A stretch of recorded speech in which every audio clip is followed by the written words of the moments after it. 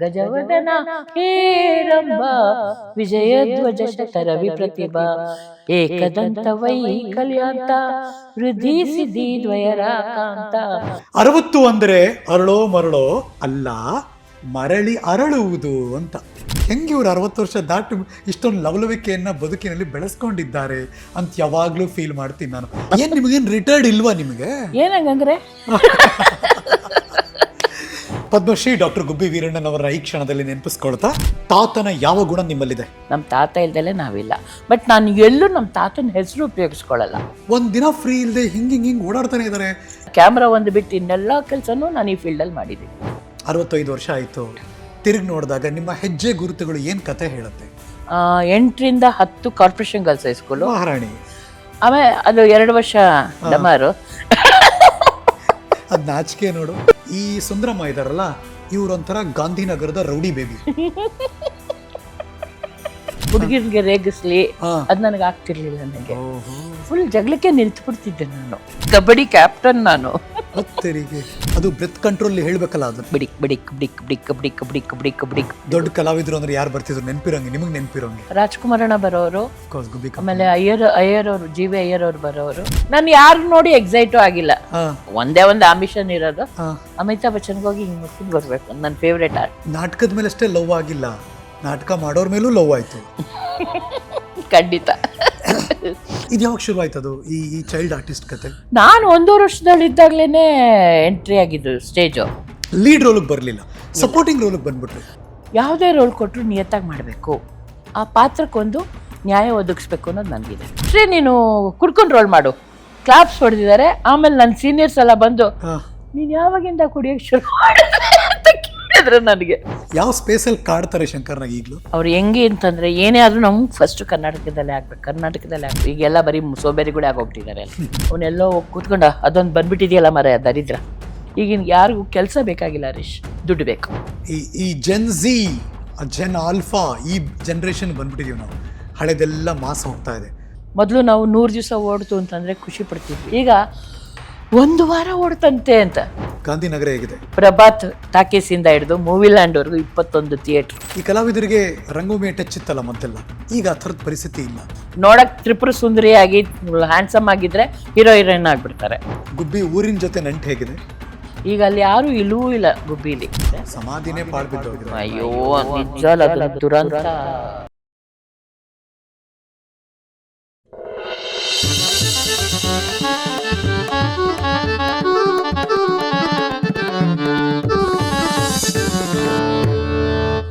ನಮಸ್ಕಾರ, ನಾನು ಹರೀಶ್ ನಾಗರಾಜು.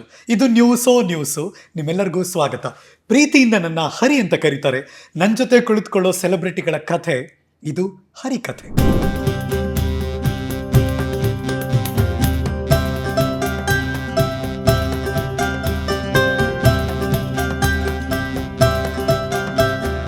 ಹರಿಕಥೆಯ ಅತಿಥಿ ನಮ್ಮ ಜೊತೆ ಇದ್ದಾರೆ.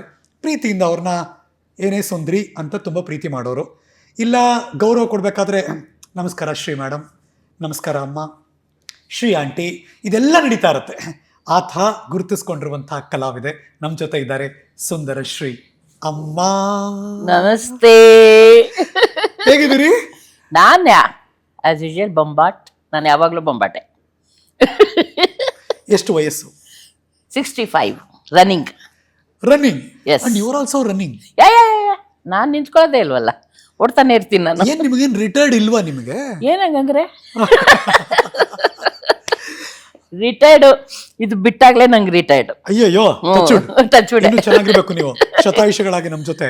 ಅದ್ಭುತವಾಗಿ 65ರ ಈ ವಯಸ್ಸಿದೆಯಲ್ಲ, ನನಗೆ ಯಾವಾಗಲೂ ಅನ್ಸೋದು 60 ದಾಟಿದ ತಕ್ಷಣ ಓಲ್ಡ್ ಏಜ್ ಅಂದ್ಬಿಡ್ತಾರೆ. ನಾನು ಯಾವಾಗಲೂ ಏನು ಹೇಳ್ತೀನಿ ಗೊತ್ತಾ, ನಿಮ್ಮ ಥರದವ್ರು ನೋಡಿದಾಗೆಲ್ಲ ಹೌದು ಓಲ್ಡ್ ಏಜು, ಆದರೆ ಓಲ್ಡ್ ಏಜ್ ಅಂತ ಕರೆಯೋದು ಬೇಡ, ಯೂತ್ ವಿತ್ ಎಕ್ಸ್ಪೀರಿಯನ್ಸ್. ಎಸ್ ನೀವು 60ಕ್ಕೆ ಹಿಂಗಂತೀರಾ, ನಮ್ಮ ಅತ್ತೆ ಶಿ ಈಸ್ 88. ಅವ್ರು ನನಗಿಂತ ನಾನು ಅವ್ರನ್ನ ನೋಡಿ ನಾನು ನಾಚಿಕೊಳ್ತೀನಿ ನಿಜವಾಗ್ಲೂ. ಗೊತ್ತಾ ಹರೀಶ್, ಅವರು ಬೆಳಿಗ್ಗೆ ಹೊತ್ತು ನನಗೆ ಅವರೇ ಕಾಫಿ ಮಾಡಿಕೊಡೋದು. ಬೆಳಿಗ್ಗೆ ಎದ್ದು ನಾನು ಬೇಗ ಹೊರಟ್ಬಿಡ್ತೀನಲ್ಲ, ಅವಾಗ ಎದ್ದು ನನಗೆ ಕಾಫಿ ಮಾಡ್ಕೊಡ್ತಾರೆ ಅವರು. ಸೊ ಅವ್ರಿಂದ ಹೆಂಗಿರ್ಬೋದು, ಯಂಗ್ ಅಂಡ್ ಎನರ್ಜೆಟಿಕ್ ಅಂತ ನಾನು ಅವ್ರಿಗೆ ಹೇಳ್ತೀನಿ. ನಾನು ಅವ್ರನ್ನ ನೋಡಿ ನಾನು ಯಂಗ್ ಅಂಡ್ ಎನರ್ಜೆಟಿಕ್ ಆಗಿದ್ದೀನಿ. ಏನಿದ್ ನಿಮ್ ಕುಟುಂಬನೇ ಈಗ ಹೆಚ್ಚು ಕಮ್ಮಿ ಹಂಗೆ. ತಾತನ ಆದಿಯಾಗಿ ಎಲ್ರೂ ಅಯ್ಯೋ ಖಂಡಿತ. ನಮ್ಮ ತಾತ 83ಗೆ ಹೋಗಿದ್ದು. ಆಗ್ಲೂ ಅವರು ಗೊತ್ತಲ್ಲೇ ಇದ್ರು ನಮ್ಮ ತಾತ, ನಿಜವಾಗ್ಲು. ಅದು ಹೇಳ್ತಾರಲ್ಲ, ದೇಹಕ್ಕೆ ವಯಸ್ಸಾದ್ರೂ ಮನ್ಸಿಗೆ ವಯಸ್ಸಾಗಲ್ವಂತೆ. ಆ ಥರ ನಾವುಗಳೆಲ್ಲರೂ ದೇಹಕ್ಕೆ ವಯಸ್ಸಾಗಿದೆ, ಅದು ಏನು ಮಾಡೋಕ್ಕಾಗಲ್ಲ, ಮನ್ಸಿಗೆ ವಯಸ್ಸಾಗಲ್ಲ. ಪದ್ಮಶ್ರೀ ಡಾಕ್ಟರ್ ಗುಬ್ಬಿ ವೀರಣ್ಣನವರ ಈ ಕ್ಷಣದಲ್ಲಿ ನೆನಪಿಸ್ಕೊಳ್ತಾ, ಬಿಕಾಸ್ ಅವರ ಅಜ್ಜವರು ಅವರ ಪ್ರೀತಿಯ ಮೊಮ್ಮಗಳ ಸಾಲಿನಲ್ಲಿ ಅಫ್ಕೋರ್ಸ್ ಸುಂದರಶ್ರೀ ಅಮ್ಮ ಇದ್ದೇ ಇದ್ದಾರೆ. ತಾತನ ಯಾವ ಗುಣ ನಿಮ್ಮಲ್ಲಿದೆ? ಎಲ್ರಿಗೂ ಸಹಾಯ ಮಾಡೋದು, ಯಾರಿಗೂ ಇಲ್ಲ ಅಂತಿರ್ಲಿಲ್ಲ. ಕೊಡುಗೈ ದಾನಿನೇ ಅವರು, ಯಾರಿಗೂ ಇಲ್ಲ ಅಂತಿರ್ಲಿಲ್ಲ ಅವರು. ಅವ್ರ ಹತ್ರ ಇರ್ಲಿ ಇಲ್ದೆಲ್ಲೇ ಇರ್ಲಿ ಎಲ್ರಿಗೂ ಸಹಾಯ ಮಾಡ್ತಿದ್ರು. ಅದೊಂದು ಗುಣ ನನ್ನಲ್ಲಿದೆ. ಆಮೇಲಿಂದ ಎಲ್ರೂ ಒಂದೇ ಥರ ನೋಡೋದು ಸ್ವಭಾವ. ಅವನು ಸಣ್ಣವನು, ಅವನು ದೊಡ್ಡವನು, ಶ್ರೀಮಂತ, ಇವನು ಬಡವ, ಅವೆಲ್ಲ ಇಲ್ಲ. ಅದೂ ನನ್ನಲ್ಲಿದೆ. ಯಾಕೆಂದರೆ ನಾನು ಯಾವತ್ತೂ ಯಾರನ್ನೂ ನೀನು ಕಡಿಮೆ, ನೀನು ಮೇಲು, ನೋ ವೇ, ನನಗದು ಬಂದೇ ಇಲ್ಲ. ಅದು ನಮ್ಮ ತಾತನಿಂದನೇ ಬಂದಿದೆ ಅಂತಲೇ ನಾನು ಹೇಳ್ತೀನಿ ನಾನು. ಆಮೇಲೆ ಮನೆಗೆ ಬಂದವ್ರಿಗೆ ಹೊಟ್ಟೆ ತುಂಬ ಊಟ ಹಾಕಿ ಕಳಿಸೋರು ಅಲ್ವಾ. ಈಗ ನಾವು ಏನು ಅವ್ರು ಮಾಡಿರೋ ಪುಣ್ಯ ಏನಿದೆಯಲ್ಲ, ಅದು ನಮ್ಮನಿಗೆ ಕಾಯ್ತಾ ಇದೆ. ಅವ್ರು ಮಾಡಿರೋ ಒಳ್ಳೆ ಕೆಲಸಗಳು ನಮ್ಮನ್ನು ಕಾಯ್ತಾ ಇದೆ. ದೊಡ್ಡ ಮಾತು, ನಿಜವಾಗ್ಲೂ ಹೇಳ್ತೀನಿ. ಯಾಕೆಂದರೆ ನಾವು ಒಂದು ವಿಧದಲ್ಲಿ ಅವ್ರು ಇಲ್ದಲೇ ನಾವಿಲ್ಲಪ್ಪ, ನಮ್ಮ ತಾತ ಇಲ್ದಲೇ ನಾವಿಲ್ಲ. ಬಟ್ ನಾನು ಎಲ್ಲೂ ನಮ್ಮ ತಾತನ ಹೆಸರು ಉಪಯೋಗಿಸ್ಕೊಳ್ಳಲ್ಲ. ಇದು ನನಗೆ ಕುತೂಹಲ ಇರೋದು ಯಾವಾಗ. ಯಾಕೆ ಅಂತಂದರೆ, ನಾನಾಗಿ ಬೆಳಿಬೇಕು, ಸುಂದರಶ್ರೀಯಾಗಿ ಬೆಳಿಬೇಕು. ಆಮೇಲೆ ಬೇಕಾದ್ರೆ ಅವ್ರಿಗೆ ಗೊತ್ತಾಗ್ಲಿ. ಎಷ್ಟೋ ಜನಕ್ಕೆ ನಾನು ಗುಬ್ಬಿರಣ್ಣವ್ರ ಮೊಮ್ಮಗಳು ಅನ್ನೋದು ಗೊತ್ತೇ ಇಲ್ಲ. ನಾನು ಯಾರ ಹತ್ರನೂ ಹೇಳ್ಕೊಂಡಿಲ್ಲ. ಓಡಾಡಿಲ್ವಲ್ಲ ನೀವು? ಇಲ್ಲ, ಯಾರ ಹತ್ರನೂ ಹೇಳ್ಕೊಂಡಿಲ್ಲ ನಾನು. ಆಮೇಲೆ ಯಾರಿಂದನೋ ಗೊತ್ತಾಗಿ ಇವಳು ಗುಬ್ಬಿರಣ್ಣವ್ರ ಮೊಮ್ಮಗಳು ಅಂತ ಗೊತ್ತಾದ್ಮೇಲೆ, ನೀವು ಗುಬ್ಬಿರಣ್ಣವ್ರ ಮೊಮ್ಮಗಳ ಅಂತ ಅವಾಗ ಹೇಳಿದ್ದಾರೆ ವಿನ ನಾನೇ ಹೇಳಿಲ್ಲ. ಯಾಕೆಂದರೆ ನಾನಾಗಿ ಬೆಳಿಬೇಕು. ಇನ್ನೊಬ್ರು ತಾತನ ಹೆಸರಾಗಲಿ, ನಮ್ಮ ತಂದೆ ಹೆಸರಾಗಲಿ, ಇವನ್ ನಮ್ಮ ತಂದೆನೂ ಅಷ್ಟೇ, ಜಿ ವಿ ಶಿವಾನಂದ್ ಅಂತ. He is gym of a person. Shivanand ಅವ್ರನ್ನ ಮತ್ತು ಮೇನಕಮ್ಮನವ್ರನ್ನ ಮರೆಯಲ್ಲ ನಾವು. ಅನ್ನದಾತೆ ಅವಮ್ಮ, ಅನ್ನಪೂರ್ಣೇಶ್ವರಿ. ಏನ್ ಗುಣ ಇದೆ ಅಪ್ಪ ಅಮ್ಮಂದು? ಅದೇ ಹೇಳಿದ್ನಲ್ಲ, ನಮ್ಮ ಅಪ್ಪಾಜಿನೂ ಅಷ್ಟೇ. ಅಂದರೆ ನಾನು ಆ ಗುಣ ಇಲ್ಲ ನನ್ನ ಹತ್ರ. ಕೆಳಗೆ ಬಯಸಿದವ್ರಿಗೆ ಒಳ್ಳೇದೇ ಬಯಸ್ತಿದ್ರು ಅವರು, ಅದಿಲ್ಲ ನನ್ನ ಹತ್ರ. ಅಂದರೆ ಹಾಗನ್ಬಿಟ್ಟು ಅವ್ರ ಮೇಲೆ ಸೇಡ್ ತೀರ್ಸ್ಕೊಳ್ಳಲ್ಲ. ಬಟ್ ನಮ್ಮ ಅಪ್ಪಾಜಿ ಒಂಥರ ಹಸು, ಪುಣ್ಯಕೋಟಿ. ಮುಂದೆ ಬಂದರೆ ಹಾಯಬೇಡಿ, ಹಿಂದೆ ಬಂದರೆ ಒದೆಯಬೇಡಿ ಅಂತಾರಲ್ಲ ನಮ್ಮಪ್ಪ. ಯಾಕೆಂದರೆ ತುಂಬ ಅವ್ರಿಗೆ ಎಷ್ಟು ಜನ ಕೆಟ್ಟದ್ದು ಮಾಡಿದ್ದಾರೆ, ಬಟ್ ಯಾರನ್ನವರು ಒಂದು ಮಾತು ಯಾಕೆ ಹಿಂಗೆ ಮಾಡಿದ್ರಿ ಕೂಡ ಕೇಳಿಲ್ಲ. ಅಷ್ಟು ಒಳ್ಳೆ ಬುದ್ಧಿ ಅವ್ರದ್ದು. ನಂಗೆ ಆ ಒಳ್ಳೆ ಬುದ್ಧಿ ಇಲ್ಲ. ಬಟ್ ನಾನು ಒಂಥರ ಕ್ಷಮೆಯಾದರಿತ್ರಿನೇ. ಕ್ಷಮಿಸ್ತೀನಿ ತಪ್ಪು ಮಾಡಿದವರಿಗೆ. ನೋಡಿಯಪ್ಪ, ನೀವು ತಪ್ಪು ಮಾಡಿದ್ದೀರಾ ಅಂತ ಹೇಳಿ ಕ್ಷಮಿಸ್ತೀನಿ ನಾನು, ಆ ಥರ. ಅಮ್ಮ ಅಯ್ಯೋ, ಅದು ಮುಗ್ದೆ ನಮ್ಮಮ್ಮ ತುಂಬ. ಯಾಕೆಂದರೆ ಅವರು ಬಳ್ಳಾರಿ ಲಲಿತಮ್ಮ ರತ್ನಮ್ಮ ಅವರ ಅಣ್ಣನ ಮಗಳು. ಅವರು ನಾಟಕದಿಂದನೇ ಬಂದಿದ್ದು. ಆದರೆ ಅವ್ರಿಗೆ ಆ್ಯಕ್ಟಿಂಗ್ ಇಷ್ಟ ಇರಲಿಲ್ಲ ನಮ್ಮ ಅಮ್ಮಜ್ಜಿಗೆ. ನೋಡೋಕ್ಕೆ ತ್ರಿಪುರ ಸುಂದರಿ, ನಿಜವಾಗ್ಲೂ ತ್ರಿಪುರ ಸುಂದರಿನೇ. ಮೇಕಪ್ ಮಾಡ್ಕೋತಿರ್ಲಿಲ್ಲ ನಮ್ಮಮ್ಮ. ಯಾವತ್ತು ಒಂದು ದಿವಸ ಮೇಕಪ್ ಮಾಡಿಲ್ಲ, ಹಿಂಗೆ ಪೌಡ್ರು ಕೂಡ ಹಾಕಿಲ್ಲ ನಮ್ಮಮ್ಮ. ಅಷ್ಟು ಇದು. ಅವರು ಎಷ್ಟು ಸುಂದರಿ ಅಂತಂದರೆ ಬಹುಶಃ ನಾವ್ಯಾರು ಆ ಥರ ಆಗಿಲ್ಲ. ನನ್ನ ತಮ್ಮ ನಟರಾಜು ಸ್ವಲ್ಪ ನಮ್ಮ ಅಮ್ಮನ ಥರ ಇದ್ದಾನೆ. 4 ಜನ ನಿಮ್ಮ ಅಕ್ಕ? ಹೌದು, ನಾವು ಹೌದೌದು. ಯಾರನ್ನು ಹೋಲ್ತೀರಿ? ನಾನು, ಬಸವರಾಜು, ನಮ್ಮ ಅಪ್ಪಾಜಿನ ಹೋಲ್ತೀವಿ. ಮಧುಶ್ರೀ ಇಬ್ರು ಹೋಲ್ತಾಳೆ. ನಟಿನೂ ಅಷ್ಟೇ, ಇಬ್ರು. ಜಾಸ್ತಿ ನಮ್ಮ ಅಮ್ಮನ ಹೋಲ್ತಾನೆ ನಟಿ. ಮಧುಶ್ರೀ ಅಂತ ನನ್ನ ತಂಗಿ, ಅವಳು ಅಮೇರಿಕಾದಲ್ಲಿದ್ದಾಳೆ. ಬಸ್ಸು ಇಲ್ಲೇ ಇದ್ದಾನೆ, ಬೆಂಗಳೂರಲ್ಲೇ ಇದ್ದಾನೆ ಬಸವರಾಜು. ಅವನು ಪಕ್ಕ ಅಪ್ಪ, ನಾನು ನಮ್ಮ ಅಪ್ಪಾಜಿನೇ. ನಾನು ಡಿಟ್ಟೋ ಅಪ್ಪಾಜಿ. ನಂಗೆ ಯಾವಾಗಲೂ ಖುಷಿ ಆಗೋದು ಏನು ಗೊತ್ತಾ, ಯಾವತ್ತು ರೆಕಾರ್ಡ್ ಮಾಡ್ತಿದ್ದೀನಲ್ಲ, ಇವತ್ತೊಂದಿನ ಅಷ್ಟೇ ಫ್ರೀ, ಅದು ಬಿಟ್ಟರೆ ಮತ್ತೆ ಫ್ರೀ ಇಲ್ಲ. ಈ ಸುಂದರಮ್ಮ ಅಷ್ಟು ಬ್ಯುಸಿ. ನಾನು ಅದೇ ಹೇಳೋದು, ಹೆಂಗರು ಈ ವಯಸ್ಸಲ್ಲಿ ಒಂದಿನ ಫ್ರೀ ಇಲ್ಲದೆ ಹಿಂಗೆ ಓಡಾಡ್ತಾನೆ ಇದ್ದಾರೆ, ಪಾದರಸ ಥರ ಕೆಲಸ ಮಾಡ್ತಾರೆ. ನಾನು ಹೇಳಿದ್ನಲ್ಲ ಹರೀಶ್, ನಮ್ಮ ಉಸಿರಿರೋವರೆಗೂ ನಾನು ಕೆಲಸ ಮಾಡಬೇಕು, ನಂದದೇ. ನಮ್ಮ ಅಪ್ಪಾಜಿನೂ ಹಂಗೆ ಹೋದರು, ನಾನು ಹಾಗೆ ಹೋಗೋಕ್ಕೆ ಇಷ್ಟಪಡ್ತೀನಿ. ನಮ್ಮ ಅಪ್ಪಾಜಿ ಕಾಸ್ಟ್ಯೂಮು ಮೇಕಪ್ ಹಾಕ್ಕೊಂಡು ಶೂಟಿಂಗ್ ಮಾಡ್ತಾ ಹೋಗಿದ್ದಿದ್ದು. ಸೊ ಆ ಸಾವನ್ನೇ ನಾನು ಬಯಸೋದು. ಯಾಕೆಂದರೆ ಕೆಲಸ ಮಾಡ್ತಾ ಸಾಯ್ಬೇಕಂತೆ. ಅದು ಆರಾಮಾಗಿ ಸತ್ರು ನಮ್ಮ ಅಪ್ಪಾಜಿ. ಇಷ್ಟು ವರ್ಷದ ನಿಮ್ಮ ಕೆಲಸ ಕಾರ್ಯವನ್ನು ನೋಡ್ರೋ ನನಗನ್ಸೋದು ಯಾವ್ದಾದ್ರು ಒಂದು ಕೆಲಸ ನೀವು ಬಿಡ್ಬಿಟ್ಟಿದ್ದೀರಾ ಅಂತ ಅಂತ ಅನ್ಸಲ್ಲ ನನಗೆ. ಇಲ್ಲ, ಕ್ಯಾಮ್ರಾ ಒಂದು ಹಿಡ್ದಿಲ್ಲ ನಾನು. ಹೇಳ್ಕೊಡ್ತೀರಾ ಕ್ಯಾಮ್ರಾ ಕೊಡ್ರಪ್ಪ, ಅಮ್ಮಂಗೆ ಇವತ್ತು ಅದು ಮಾಡಿಸ್ಬೋಣ, ಕ್ಯಾಮ್ರಾ ಲೆನ್ಸ್ ಹಿಡಿದು ಒಂದು ಶೂಟ್ ಮಾಡಿ ತೋರಿಸೇಬೋಣ. ಅಂದರೆ ಈ work in all the ways. ಟೆಲಿವಿಷನಲ್ಲಿ ಅಂದರೆ ಟಿವಿ ಚಾನಲ್ಗಳಲ್ಲೂ ಕೆಲಸ ಮಾಡಿದ್ದೀರಿ? ಹೌದು ಹೌದು ಹೌದು. ಉದಯ ಟಿವಿಲಿ ಇದ್ದೆ ನಾನು. ಓಕೆ. ಆಮೇಲೆ ಅದಾದ್ಮೇಲೆ ಸಿಟಿ ಕೇಬಲ್ ಅಲ್ಲಿ ಇದ್ದೆ. ಇನ್ ಬ್ಯಾಂಗ್ಳೂರಲ್ಲಿದ್ದೆ ಎಲ್ಲ. ಅಂದ್ರೆ ಹೇಳಿದಲ್ಲ, ನಾನು ನೋಡ್ದಿರೋ ಫೀಲ್ಡ್ ಇಲ್ಲ. ನಾನು ಕ್ಯಾಮ್ರಾ ಒಂದು ಬಿಟ್ಟು ಇನ್ನೆಲ್ಲ ಕೆಲಸನೂ ನಾನು ಈ ಫೀಲ್ಡಲ್ಲಿ ಮಾಡಿದ್ದೀನಿ. ಸ್ಕ್ರಿಪ್ಟು, ಪ್ರೊಡಕ್ಷನ್ ನೋಡ್ಕೊತಿದ್ದೆ ನಾನು. ಕಾಫಿ ತಂದಿಡೋದಿಂದ ಹಿಡಿದು ಖಂಡಿತ ಪಾತ್ರೆ ತೊಳಿತಿದ್ದೆ ಸೆಟ್ಟಲ್ಲಿ, ಅವೆಲ್ಲ ಮಾಡಿದ್ದೀನಿ ನಾನು. ಅಡಿಗೆ ಮಾಡ್ತಿದ್ದೆ ಸೆಟ್ಟಲ್ಲಿ, ಈಗಲೂ ಮಾಡ್ತೀನಿ. ಈಗಲೂ ಸೊ ಅಮ್ಮ ಅಡಿಗೆ ಮಾಡ್ರಮ್ಮ ಅಂತಾರೆ ಸೆಟ್ಟಲ್ಲಿ. ಖುಷಿಯಾಗಿ ಮಾಡ್ತೀನಿ ನಾನು. I love to cook. ಏನು ಬೇಕಾದ್ರೂ ಮಾಡ್ತೀನಿ ಹರೀಶ್. ವೆಜ್ಜು ನಾನ್ ವೆಜ್ ಅನ್ನೋದಿಲ್ಲ, ಎಲ್ಲಾನು ಮಾಡ್ತೀನಿ. ಇಂಥದ್ದು ಮಾಡಬೇಕು ಅಂತ ಏನಿರುತ್ತೆ ಡಿಮ್ಯಾಂಡ್? ಅಂಥದ್ದೇನಿರಲ್ಲ, ನನ್ನ ಕೈ ಎಲ್ಲ ಅಡುಗೆನೂ ಚೆನ್ನಾಗಾಗುತ್ತೆ. ಸೊ ಹಂಗಾಗಿ ನಾನು ಹೊಗಳ್ಕೊಳ್ಳೋದು ಅಂತಲ್ಲ, ನನಗೆ ಗೊತ್ತು. ಯಾಕೆ ನಾನು ರುಚಿ ನೋಡಿ ಅಡುಗೆ ಮಾಡ್ತೀನಿ ನಾನು. ಹದವಾಗಿರುತ್ತೆ ನಂದು ಉಪ್ಪು ಖಾರ ಎಲ್ಲ. ಅದರಿಂದ ನನಗೆ ಗೊತ್ತು, ನಾನು ಚೆನ್ನಾಗಿ ಅಡುಗೆ ಮಾಡ್ತೀನಿ. ಕುಕ್ಕರಿ ಶೋ ಮಾಡಿಸ್ಬೇಕಪ್ಪ? ಖಂಡಿತ ಮಾಡ್ತೀನಿ ನಾನು. I love to. ಯಾರಿಗೂ ಗೊತ್ತಿಲ್ಲದಿರೋ ವಿಷಯ ಏನು ಗೊತ್ತಾ, ಈಗ ಯಾವುದೋ ಒಂದಿನ ಅಪರೂಪಕ್ಕೆ ರಜಾ ಸಿಕ್ಬಿಡುತ್ತೆ ಅಂತ ಇಟ್ಕೊಳ್ಳೋಣ, ಅವ್ರ ಶೂಟಿಂಗ್ ಬ್ರೇಕ್ ಅಂತ. ಆ ಬ್ರೇಕ್ ಹೆಂಗಿರುತ್ತೆ ಅಂದರೆ, ಅವ್ರು ಬೆಳಗ್ಗೆ ಎದ್ಬಿಟ್ಟು ಅವ್ರ ಮನೇಲಿ ಅವರೇ ಅಡುಗೆ ಮಾಡ್ತಾರೆ ಚೆನ್ನಾಗಿ. ನಿಜವಾಗ್ಲು ನಾನೇ ಅಡುಗೆ ಮಾಡೋದು. ಬೆಳಗ್ಗೆ ತಿಂಡಿ, ಮಧ್ಯಾಹ್ನ ಅಡುಗೆ ಎಲ್ಲ. ಇವತ್ತು ಅಷ್ಟೇ ಮಜ್ಜಿಗೆ ಹುಳಿ ಮಾಡಿಟ್ಟು ಬಂದಿದ್ದೀನಿ. ಇಲ್ಲಿ ಬಂದು ನಮ್ಗೆ ಹೊಟ್ಟೆ ಹೊರಿಸ್ತಾ ಇದ್ದಾರೆ. ಬಿಕಾಸ್ ನಾವು ಶೂಟಿಂಗಲ್ಲಿ ತಿಂಡಿ ತಿಂತಾ ಇರ್ತೀವಿ. ಮಜ್ಜಿಗೆ ಮಾಡಿದ್ದೆ ತಿನ್ನೆ ನಾನು ಅಂದ್ರೆ ಅನ್ಸಲ್ಲ ನಮ್ಗೇನು ಅಂತ. ತಂದ್ಕೊಡ್ತೀನಿ ಹರೀಶ್, ಖಂಡಿತ ತಂದ್ಕೊಡ್ತೀನಿ. ವೆನ್ ಯು ಲುಕ್ ಬ್ಯಾಕ್, 65 ವರ್ಷ ಆಯಿತು, ತಿರುಗಿ ನೋಡಿದಾಗ ನಿಮ್ಮ ಹೆಜ್ಜೆ ಗುರುತುಗಳು ಏನು ಕತೆ ಹೇಳುತ್ತೆ? ನಿಜವಾಗ್ಲೂ ಆ ಬಾಲ್ಯ ನೆನ್ಸ್ಕೊಂಡ್ರೆ, ನಾನು ನೆನ್ನೆನೂ ಅಷ್ಟೇ ನನ್ನ ತಮ್ಮನ ಜೊತೆ ನೆನ್ಸ್ಕೊಂಡು ಹೋಗ್ತಾ ಇದ್ದೆ. ಗಾಂಧಿನಗರ್ ಮನೇಲಿ ಇದ್ದಿದ್ದು ನಾವು. ಹಿಂದಗಡೆನೆ ಪಾರ್ಕು, ಅದ್ರ ಹಿಂದಗಡೆನೆ ನನ್ನ ಸ್ಕೂಲು, ನಾನು ಓದಿದ್ದು. ಕರೆಕ್ಟ್. 1ನೇ ಕ್ಲಾಸಿಂದ 7ನೇ ಕ್ಲಾಸ್ವರೆಗೂ ಬಾಲಮಂದಿರ ಅನ್ನೋ ಸ್ಕೂಲು. 8ರಿಂದ 10 corporation girls high school. ಆಮೇಲೆ ಅದು 2 ವರ್ಷ ಡಮಾರು.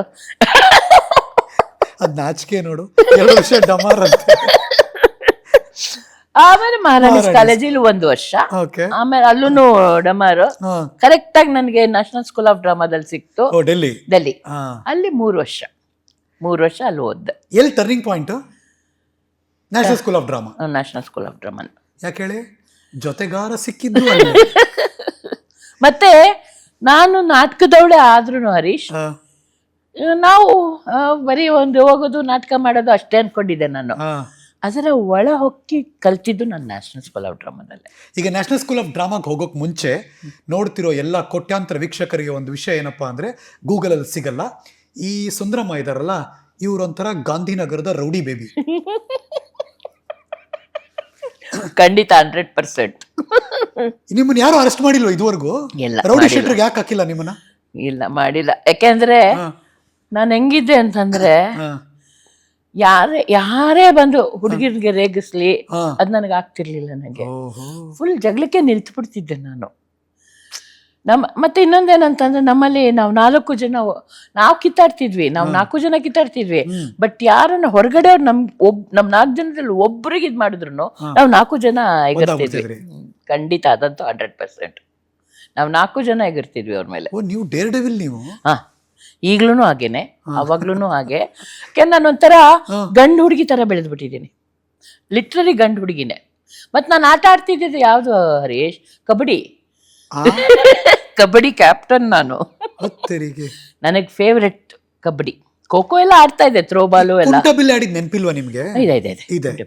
ನಮ್ಮ ಮನೆಯಲ್ಲೂ ಆಡ್ತಿದ್ವಿ, ಹೊರಗಡೆ ಅಲ್ಲಿ ಸ್ಕೂಲಲ್ಲೂ ಆಡ್ತಿದ್ವಿ. ಬಟ್ ಜಾಸ್ತಿ ನಾನು ಕಬಡ್ಡಿ ಆಡ್ತಾ ಇದ್ದಿದ್ದು.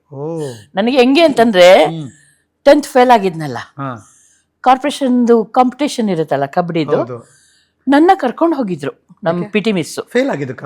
ಅಲ್ಲ, ಕಬಡ್ಡಿ ಆಡೋದಕ್ಕೆ. ನಾನು ಇನ್ನ 10th ಅಲ್ಲಿ ಇದ್ದೀನಿ ಅಂದ್ಬಿಟ್ಟು ಕರ್ಕೊಂಡು ಹೋಗಿದ್ರು. ಫೇಲ್ ಆಗಿದ್ರಲ್ಲ 10th ಅಲ್ಲಿ ಅಂದ್ಬಿಟ್ಟು ಕಬಡ್ಡಿ ಆಡಕ್ ನನ್ನ ಕಾಂಪಿಟೇಷನ್ ಎಷ್ಟು ಸ್ಟೇಟ್ ಲೆವೆಲ್ಗೆ ನನ್ನ ಕರ್ಕೊಂಡು ಹೋಗಿದ್ರು. ನಮ್ಮಲ್ಲೆಲ್ಲ ಇತ್ತೀಚೆಗೆ ಕಬಡ್ಡಿ ಮ್ಯಾಚ್ಗಳು ನಡೀತಾ ಇದೆ, ಹೆಣ್ಮಕ್ಳಿಗೆ ಟೂರ್ನಮೆಂಟ್ಗಳು. ನಾನ್ ಬರ್ತೀನಿ, ಈಗಲೂ ಆಡ್ತೀನಿ ನಾನು. ಸುಂದರಮ್ಮನ ಕೈಲಿ ಇನಾಗ್ರೇಷನ್ ಮಾಡಿಸಿ ಕಬಡ್ಡಿ ಆಡಿಸ್ಬೇಕು. ಖಂಡಿತ ಆಡ್ತೀನಿ ನಾನು. ಮೈ ಫೇವ್ರೆಟ್ ಪ್ಲೇ ಅದು. ಅದು ಬ್ರೆತ್ ಕಂಟ್ರೋಲ್ ಹೇಳ್ಬೇಕಲ್ಲ ಅದನ್ನ. ಅಯ್ಯೋ ಬಿಡಿಕ್ ಬಿಡಿಕ್ ಬಿಡಿಕ್ ಬಿಡಿಕ್ ಬಿಡಿಕ್ ಬಿಡಿಕ್ ಬಿಡಿಕ್ ಬಿಡಿಕ್ ಬಿಡಿಕ್ ಬಿಡಿಕ್ ಕಬಡ್ಡಿ ಕಬಡ್ಡಿ ಕಬಡ್ಡಿ ಕಬಡ್ಡಿ ಕಬಡ್ಡಿ ಕಬಡ್ಡಿ ಕಬಡ್ಡಿ ಕಬಡ್ಡಿ ಕಬಡ್ಡಿ ಕಬಡ್ಡಿ ಕಬಡ್ಡಿ ಕಬಡ್ಡಿ ಕಬಡ್ಡಿ ಕಬಡ್ಡಿ. ಮತ್ತೆ ನಮ್ಗೆ ಒಂದು ಪಾಠ ಕೂಡ ಅಲ್ವಾ ಹರೀಶ್, ವಾಯ್ಸ್ ಅಂಡ್ ಡಿಕ್ಷನ್. ಯಾಕೆಂದ್ರೆ ನಾವು ಲಾಂಗ್ ಡೈಲಾಗ್ ಹೇಳ್ಬೇಕಾದ್ರೆ ನಾವು ಉಸಿರು ಹಿಡ್ದಿರ್ಬೇಕಾಗತ್ತೆ. ಆ ಉಸಿರು ಹಿಡ್ದಿದ್ರು ಡೈಲಾಗ್ ಸ್ಪಷ್ಟವಾಗಿರ್ಬೇಕು, ಆ ಏರಿಳಿತಗಳು ಸ್ಪಷ್ಟವಾಗಿರ್ಬೇಕು. ಸೊ ನಮ್ಗೆ ಅದು ಒಂದು ಎಕ್ಸಸೈಸ್, ನಮಗೆ NSD ಅದೊಂದು ಎಕ್ಸಸೈಸ್ ನಮಗೆ. ಆ ಥರ ನಮ್ಮದು. Do you remember the first breath control dialogue? ಇಲ್ಲಪ್ಪ, ಅವೆಲ್ಲ ಇಲ್ಲ ಯಾವ್ದು ಜ್ಞಾಪಕ ಇಲ್ಲ. ಡೈಲಾಗ್ಗಳು ಯಾವ್ದು ನನಗೆ. ಯಾಕೆಂದ್ರೆ ನಾವು ಅವಾಗ ಕಲಿತೀವಿ, ಹೇಳ್ತೀವಿ, ಬರ್ತೀವಿ. ಆಕ್ಚುಲಿ ನಾನು ಮಹಾಮಾಯಿ ಮಾಡಿದ್ದೆ, 1 woman ಶೋ. ಅದು ಕೃಷ್ಣ ಅವತಾರ್ ಡೈರೆಕ್ಟ್ ಮಾಡಿದ್ದು. ನಾನು 5 ಕ್ಯಾರೆಕ್ಟರ್ಸ್ ಮಾಡ್ತಿದ್ದೆ ಅದರಲ್ಲಿ, ಸ್ಟೇಜ್ ಮೇಲೆ live 1 hour. Live. And he is very good director also. ನನ್ನ ಒಂಥರ ಆ್ಯಕ್ಚುಲಿ ನಾನು ಅವ್ರಿಗೆ ಏನು ಹೇಳಿದ್ದೆ ಗೊತ್ತಾ ಹರೀಶ್, ನೋಡ್ರಿ, ನಾನು ಗುಬ್ಬೀರಣ್ಣವ್ರ ಮೊಮ್ಮಗಳಿರ್ಬೋದು, ನಾನು ಸಣ್ಣ ವಯಸ್ಸಿಂದ ನಾಟಕ ಮಾಡ್ಕೊಂಬಂದಿರ್ಬೋದು, ನಾನು ಆ್ಯಕ್ಟಿಂಗ್ ಮಾಡ್ಕೊಂಬಂದಿರ್ಬೋದು, ನಾನು NSD ಸ್ಟೂಡೆಂಟ್ ಇರ್ಬೋದು, ಬೇಕಾದಷ್ಟು ಇರ್ಬೋದು. ಆದರೆ ಈಗ ನಾನು ನಿಮ್ಮ ಮುಂದೆ, ಯಾಕೆಂದರೆ ಡೈರೆಕ್ಟರ್ ಈಸ್ ದ ಕ್ಯಾಪ್ಟನ್, ನಾವು ಅವ್ರು ಹೇಳ್ದಂಗೆ ಮಾಡಬೇಕಾಗತ್ತೆ. ನಾನು ನಿಮ್ಮ ಮುಂದೆ ಮಣ್ಣಿನ ಮುದ್ದೆ, ನೀವು ನನಗೆ ರೂಪ ಕೊಡಬೇಕು. ಇದೇ ನಾನು ಅವ್ರಿಗೆ ಹೇಳಿದ್ದಿದ್ದು. ಕೌತಾರರಿಗೆ ಕೊಟ್ಟರು, ನನಗೆ ರೂಪ ಕೊಟ್ಟರು. ತುಂಬ ಚೆನ್ನಾಗಾಯಿತು. 5 ಡಿಫ್ರೆಂಟ್ ಕ್ಯಾರೆಕ್ಟರ್ ಮಾಡ್ತಿದ್ದೆ. ಎಷ್ಟು ಅಂದರೆ ನಂಗೆ ಅದೇ ಬೇಜಾರಾಗ, ನಮ್ಮ ಜನಗಳು ನಾಟಕ ನೋಡೋಕ್ಕೆ ಬರಲ್ಲ, ಬೇಜಾರಿದ್ದು. ಪಬ್ಲಿಸಿಟಿನೂ ಮಾಡಿರಲಿಲ್ಲ, ಮಾಡಿದರೆ ಬಹುಶಃ ಬಂದಿರೋರು ಏನು ಕಥೆನೋ ಗೊತ್ತಿಲ್ಲ. Okay, no problem. ನಮ್ಮೆಲ್ಲರ ಮತ್ತು ಹುಟ್ಟಿದಾಗ ನಾವು ನೋಡಿದಾಗ ಕೆಲವ್ರಿಗೆ ಆಸ್ಪತ್ರೆ ಕಾಣಿಸ್ಬೋದು, ಮನೆ ಕಾಣಿಸ್ಬೋದು, ಅಥವಾ ಇನ್ನೆಲ್ಲೋ ಕಾಣಿಸ್ಬೋದು. ನೀವು ಕಣ್ಬಿಟ್ಟ ತಕ್ಷಣ ರಂಗಭೂಮಿ ನಿಮ್ಮ ಕಣ್ಣು ಮುಂದೆ ಇತ್ತು. ಅದೇ ಹರೀಶ್, ಯಾಕೆಂದರೆ ನನ್ನ ಪರಿಸರ ಹಂಗೆ ಇತ್ತಲ್ವಾ. ನನಗೆ ಆ್ಯಕ್ಚುಲಿ ಹೇಳ್ತೀನಿ, ಗೌರ್ಮೆಂಟ್ ಜಾಬ್ ಇದೆ ಅನ್ನೋದು ಗೊತ್ತಿರಲಿಲ್ಲ, ಬ್ಯಾಂಕ್ ಜಾಬ್ ಇದೆ ಅನ್ನೋದು ಗೊತ್ತಿರಲಿಲ್ಲ. ನನಗೆ ಅನಿಸಿದ್ದು ಇದೇ ನನ್ನ ಜಾಬು, ಇದೇ ನನ್ನ ಕೆಲಸ. ನಾಟಕ ಮಾಡೋದು, ಡೈರೆಕ್ಟ್ ಮಾಡೋದು, ನಾಟಕದ ಕಂಪ್ನಿ ನಡೆಸೋದು, ಇದೇ ನಮ್ಮ ಕೆಲಸ ಅಂತ ನಾನು ಅಂದ್ಕೊಂಡಿದ್ದೆ. ನನಗೆ ಯಾವಾಗ ಅದು ಬ್ಯಾಂಕ್ ಕೆಲಸ ಇದೆ, ಅದಿದೆ ಅಂತ ಗೊತ್ತಾಗಿದ್ದು, ಬಹುಶಃ ಅದೆಲ್ಲ ಇದೆ ಅಂತ ಗೊತ್ತಿದ್ರೆ ಚೆನ್ನಾಗಿ ಓದ್ತಿದ್ನೋ ಏನೋ. ಅದೀಗ ಅನಿಸುತ್ತೆ ನನಗೆ. ನಮಗೆ ಈ ಸುಂದರಮ್ಮ ಸಿಗ್ತಿರ್ಲಿಲ್ವೇ ಬ್ಯಾಂಕ್ ಎಂಪ್ಲಾಯೋ. ನನಗೆ ಯಾವಾಗ ಗೊತ್ತಾಯ್ತು ಅಂದರೆ, ನಾನು ಲೀಲಾ ಬಸವರಾಜ್ ಅಂತ AG's ಆಫೀಸಲ್ಲಿ ಇದ್ದಾರೆ, ಅವ್ರ ಮನೆ ಬಾಡಿಗೆಗೆ ಇದ್ದೆ ನಾನು. ಅವಾಗ ನನಗಾಗಿ ಗೊತ್ತಾಗಿದ್ದು ಗೌರ್ಮೆಂಟ್ ಕೆಲಸನೂ ಇದೆ, ಬ್ಯಾಂಕ್ ಕೆಲಸ. ಪುಟ್ಟೇನಹಳ್ಳಿ. ಪುಟ್ಟನ ನಾವು ಒಳ್ಳೆ ಇದ್ದಿದ್ದು. ಅವ್ರ ಮಗಳು ಲಕ್ಷ್ಮೀ ಬಸವರಾಜು, ಕಾರ್ತಿಕ್. ಅವ್ರ ಮನೇಲಿ ಒಂಥರ ನನಗೆ ಅವರು ಅಕ್ಕ ಬಾವಂತರ. ನಿಜವಾಗ್ಲು 4 ಜನ ತುಂಬಾ ಒಳ್ಳೆ ವ್ಯಕ್ತಿಗಳು. ನನಗವರು, ನಾನು ಈಗಲೂ ನನಗೇನೇ ಕಷ್ಟ ಇದಾದ್ರೂ ನಾನು ಲೀಲಾ ಅವ್ರಿಗೆ ಫೋನ್ ಮಾಡೋದು. ಲೀಲಾ ಹಿಂಗಿದೆ, ಲೀಲಾ ನಾನು ಏನು ಮಾಡಲಿ, ಬಸವರಾಜ್ ಅವ್ರದ್ದು ಸಜೆಷನ್ ತಗೋತೀನಿ ನಾನು ಈಗಲೂ. ಮತ್ತು ನನ್ನ ಮಗಳು ಅವ್ರಿಗೆ ಮನೆ ಮಗಳು, ನನಗೊಬ್ಳೆ ಮಗಳು, ಅವ್ರ ಮನೆ ಮಗಳು ಅವ್ರಿಗೆ. ಜಸ್ಟ್ ಫ್ಲಾಶ್ ಬ್ಯಾಕ್ ಅಮ್ಮ, ಆ ರೋಡಿ ಬೇಬಿ, ಗಾಂಧಿನಗರದ ರೋಡಿ ಬೇಬಿ ಇದ್ರಲ್ಲ, ಅಫ್ಕೋರ್ಸ್ ನಿಮ್ಮದು ನಾಟಕ ಕಂಪನಿ ನಿಮ್ಮ ಮನೆಯಲ್ಲಿತ್ತು, ತಾತ ಅವರಿದ್ರು, ಅಪ್ಪಾಜಿ ಇದ್ರು, ಹೋಲ್ ಕನ್ನಡ ಥಿಯೇಟ್ರಿಗೆ ಮತ್ತು ಸಿನಿಮಾಗೆ ಒಂದು ಹಬ್ಬ ನಿಮ್ಮ ಮನೆ. ಹೌದು, ಖಂಡಿತ. ಹೆಂಗಿರ್ತಿತ್ತು ನಿಮ್ಮ ಮನೆ? ಹೇಳಿದ್ನಲ್ಲ, ಮತ್ತೆ ಯಾರ್ಯಾರು ಬರ್ತಿದ್ರು? ಎಲ್ಲ ಏನ್ ಗೊತ್ತಾ ಹರೀಶ್, ನಮ್ಮನೆ ಗಾಂಧಿನಗರಲ್ಲಿ ಇತ್ತು ಅನ್ನಲ್ಲ, ಬಸ್ ಸ್ಟ್ಯಾಂಡಿಗೆ ಹತ್ರ ಇತ್ತು, ರೈಲ್ವೆ ಸ್ಟೇಷನ್ಗೆ ಹತ್ರ ಇತ್ತು. ಮತ್ತೆ ಮಾಲ್ತಮ್ಮ ಅವರು ಮತ್ತೆ ಸ್ವರ್ಣಮ್ಮ ಅವರು ತುಂಬಾ ಫೇಮಸ್. ಒಂಥರ ನಮ್ಮ ತಾತನ ಕಂಪ್ನಿ ನಿಲ್ಲಿಸಿದವ್ರು ಅವರು. ನಮ್ಮ ತಾತ ಈಗಲೂ ಯಾವಾಗ್ಲೂ ಅದನ್ನ ಹೇಳೋರು, ನನ್ನ 2 ಮಕ್ಕಳಿಂದಾನೇ ನನ್ನ ಕಂಪ್ನಿ ನಿಂತಿದ್ದು ಅಂತಾರೆ. ಈಶಾ, ಮಾಲ್ತಮ್ಮ, ಸ್ವರ್ಣಮ್ಮನಿಂದಾನೇ ನಿಂತಿದ್ದು. ಸೊ ಅವ್ರನ್ನ ನೋಡೋದಕ್ಕೆ ಬರೋರು ನಮ್ಮ ಮನೆಗೆ ಎಲ್ರು. ಪ್ರತಿ ಒಬ್ರು ಅಲ್ಲಿಂದ ಎಳೆಯೋದು, ಬನ್ನಿ ಮಾಜಿ ಅಂತ ಕರಿತಿದ್ರು, ಜಯಶ್ರೀ ಅವ್ರ ತಾಯಿಯವರು. ಮಾಜಿ ನೋಡ್ಕೊಂಡು ಹೋಗೋಣ, ಸ್ವರ್ಣಮ್ಮಕ್ಕನ ನೋಡ್ಕೊಂಡು ಹೋಗೋಣ ಅಂತ ನಮ್ಮನೆಗೆ ಬರೋರು.